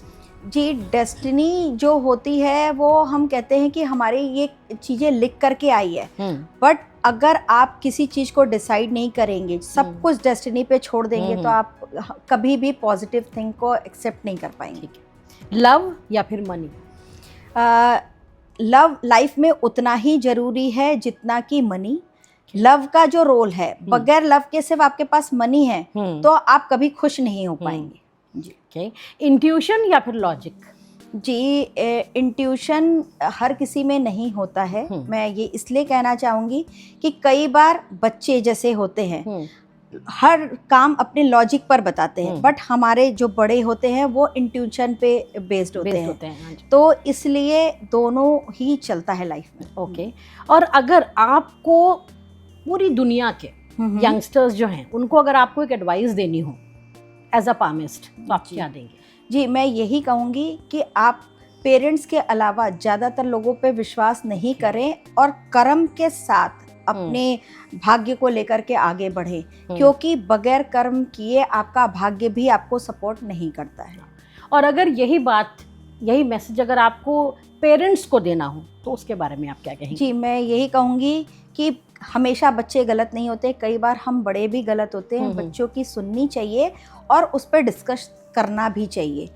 कई बार ऐसा होता है कि बच्चे बहुत अच्छी चीज़ें बता रहे हैं, बट हम अपने ईगो में या एक्सपीरियंस के कारण बच्चों की बातों को अनसुना कर देते हैं। जी तो ऐसा नहीं होना चाहिए। डिस्कशन होने के बाद फिर हम इस रिजल्ट पे पहुँचे कि बच्चा जो कह रहा है उसकी बात हम सुन करके उसको उसकी लाइफ में जो सही रास्ता है वो चुनने का मौका दें। तो श्वेता जी, आपसे बात करते हुए एक बड़ी अच्छी चीज़ जो सामने आई है कि पामिस्ट्री हमें पॉसिबिलिटीज तो बता सकती है, शायद हमें दिशा भी दिखा सकती है कि हम इस काम को करें, लेकिन यहाँ पर खुद की मतलब स्वयं की एक जो सेल्फ अवेयरनेस होती है इसको जगाना बहुत ज़्यादा ज़रूरी है, जिससे हम अपने लाइफ में बेहतर चॉइसेस बना सकें और सक्सेसफुल हो सकें। जी मैं ये कहूँगी कि पामिस्ट्री हर किसी के लिए ज़रूरी होती है, पर वो इतनी इम्पॉर्टेंट नहीं होती कि आप बगैर लाइन को सोचे या पामिस्ट्री के बगैर अपनी लाइफ नहीं चला पाएँ। जी हमें अपना भाग्य जानना जरूरी होता है, पर पूरा डिपेंड नहीं होना चाहिए।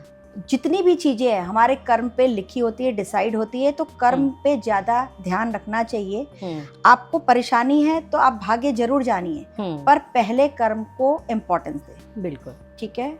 और जैसे कि मैं आपके लिए बताना चाहूँगी आनंदम, जो कि मुझे नाम सुन करके ही बहुत खुशी देता है। Thank you. और मैं चाहती हूँ कि जिस तरह से आप इस समय जो काम कर रही हैं या आपने थोड़ा लेट डिसाइड किया, तो मुझे लगता है ज़िंदगी में कभी लेट नहीं होता है, जब आप करते हैं तभी वो अच्छी शुरुआत होती है। और इससे इतने लोग इंस्पायर होंगे ना कि आपको देख करके कि वो देखेंगे भी नहीं कि उनकी लाइफ किस एज पे आई है और ऐसी ज़िंदगी की शुरुआत कर रहेंगे, और आपके थ्रू कई लोगों को बहुत फ़ायदा मिल भी रहा होगा। Thank you so much for this Shweta ji. और चलते चलते एक और बात दर्शक हमारे जानना भी चाहेंगे कि अगर कोई आपसे कांटेक्ट करना चाहे तो कैसे कांटेक्ट होगा? जी मैं ये बताना चाहूँगी कि हर किसी से फिजिकली मिलना पॉसिबल नहीं हो पाता, क्योंकि मेरे जो क्लाइंट्स हैं वो पूरे वर्ल्ड में हैं। तो वो अपना जो पाम की फ़ोटो है वो मेरे व्हाट्सएप पे भेजते हैं और मैं उनसे कांटेक्ट करती हूँ। तो इसके थ्रू वो फैसिलिटी ले सकते हैं और बात कर सकते हैं। और आपका व्हाट्सएप नंबर वो मेरे पॉडकास्ट के थ्रू उनको मिल जाएगा। जी तो यहाँ आने के लिए आपका बहुत बहुत धन्यवाद। आपने इतनी अच्छी बातें बताई, इतने सारे भ्रम थे, इतने सारे मिथ थे चीज़ों को लेकर के, वो आज आपने क्लियर किया। और हमारी जनरेशन जी को आपने जो बातें बताई हैं मुझे लगता है वो इस पर ज़रूर अमल करेंगे। जी बिल्कुल। आनंदम। आनंदम।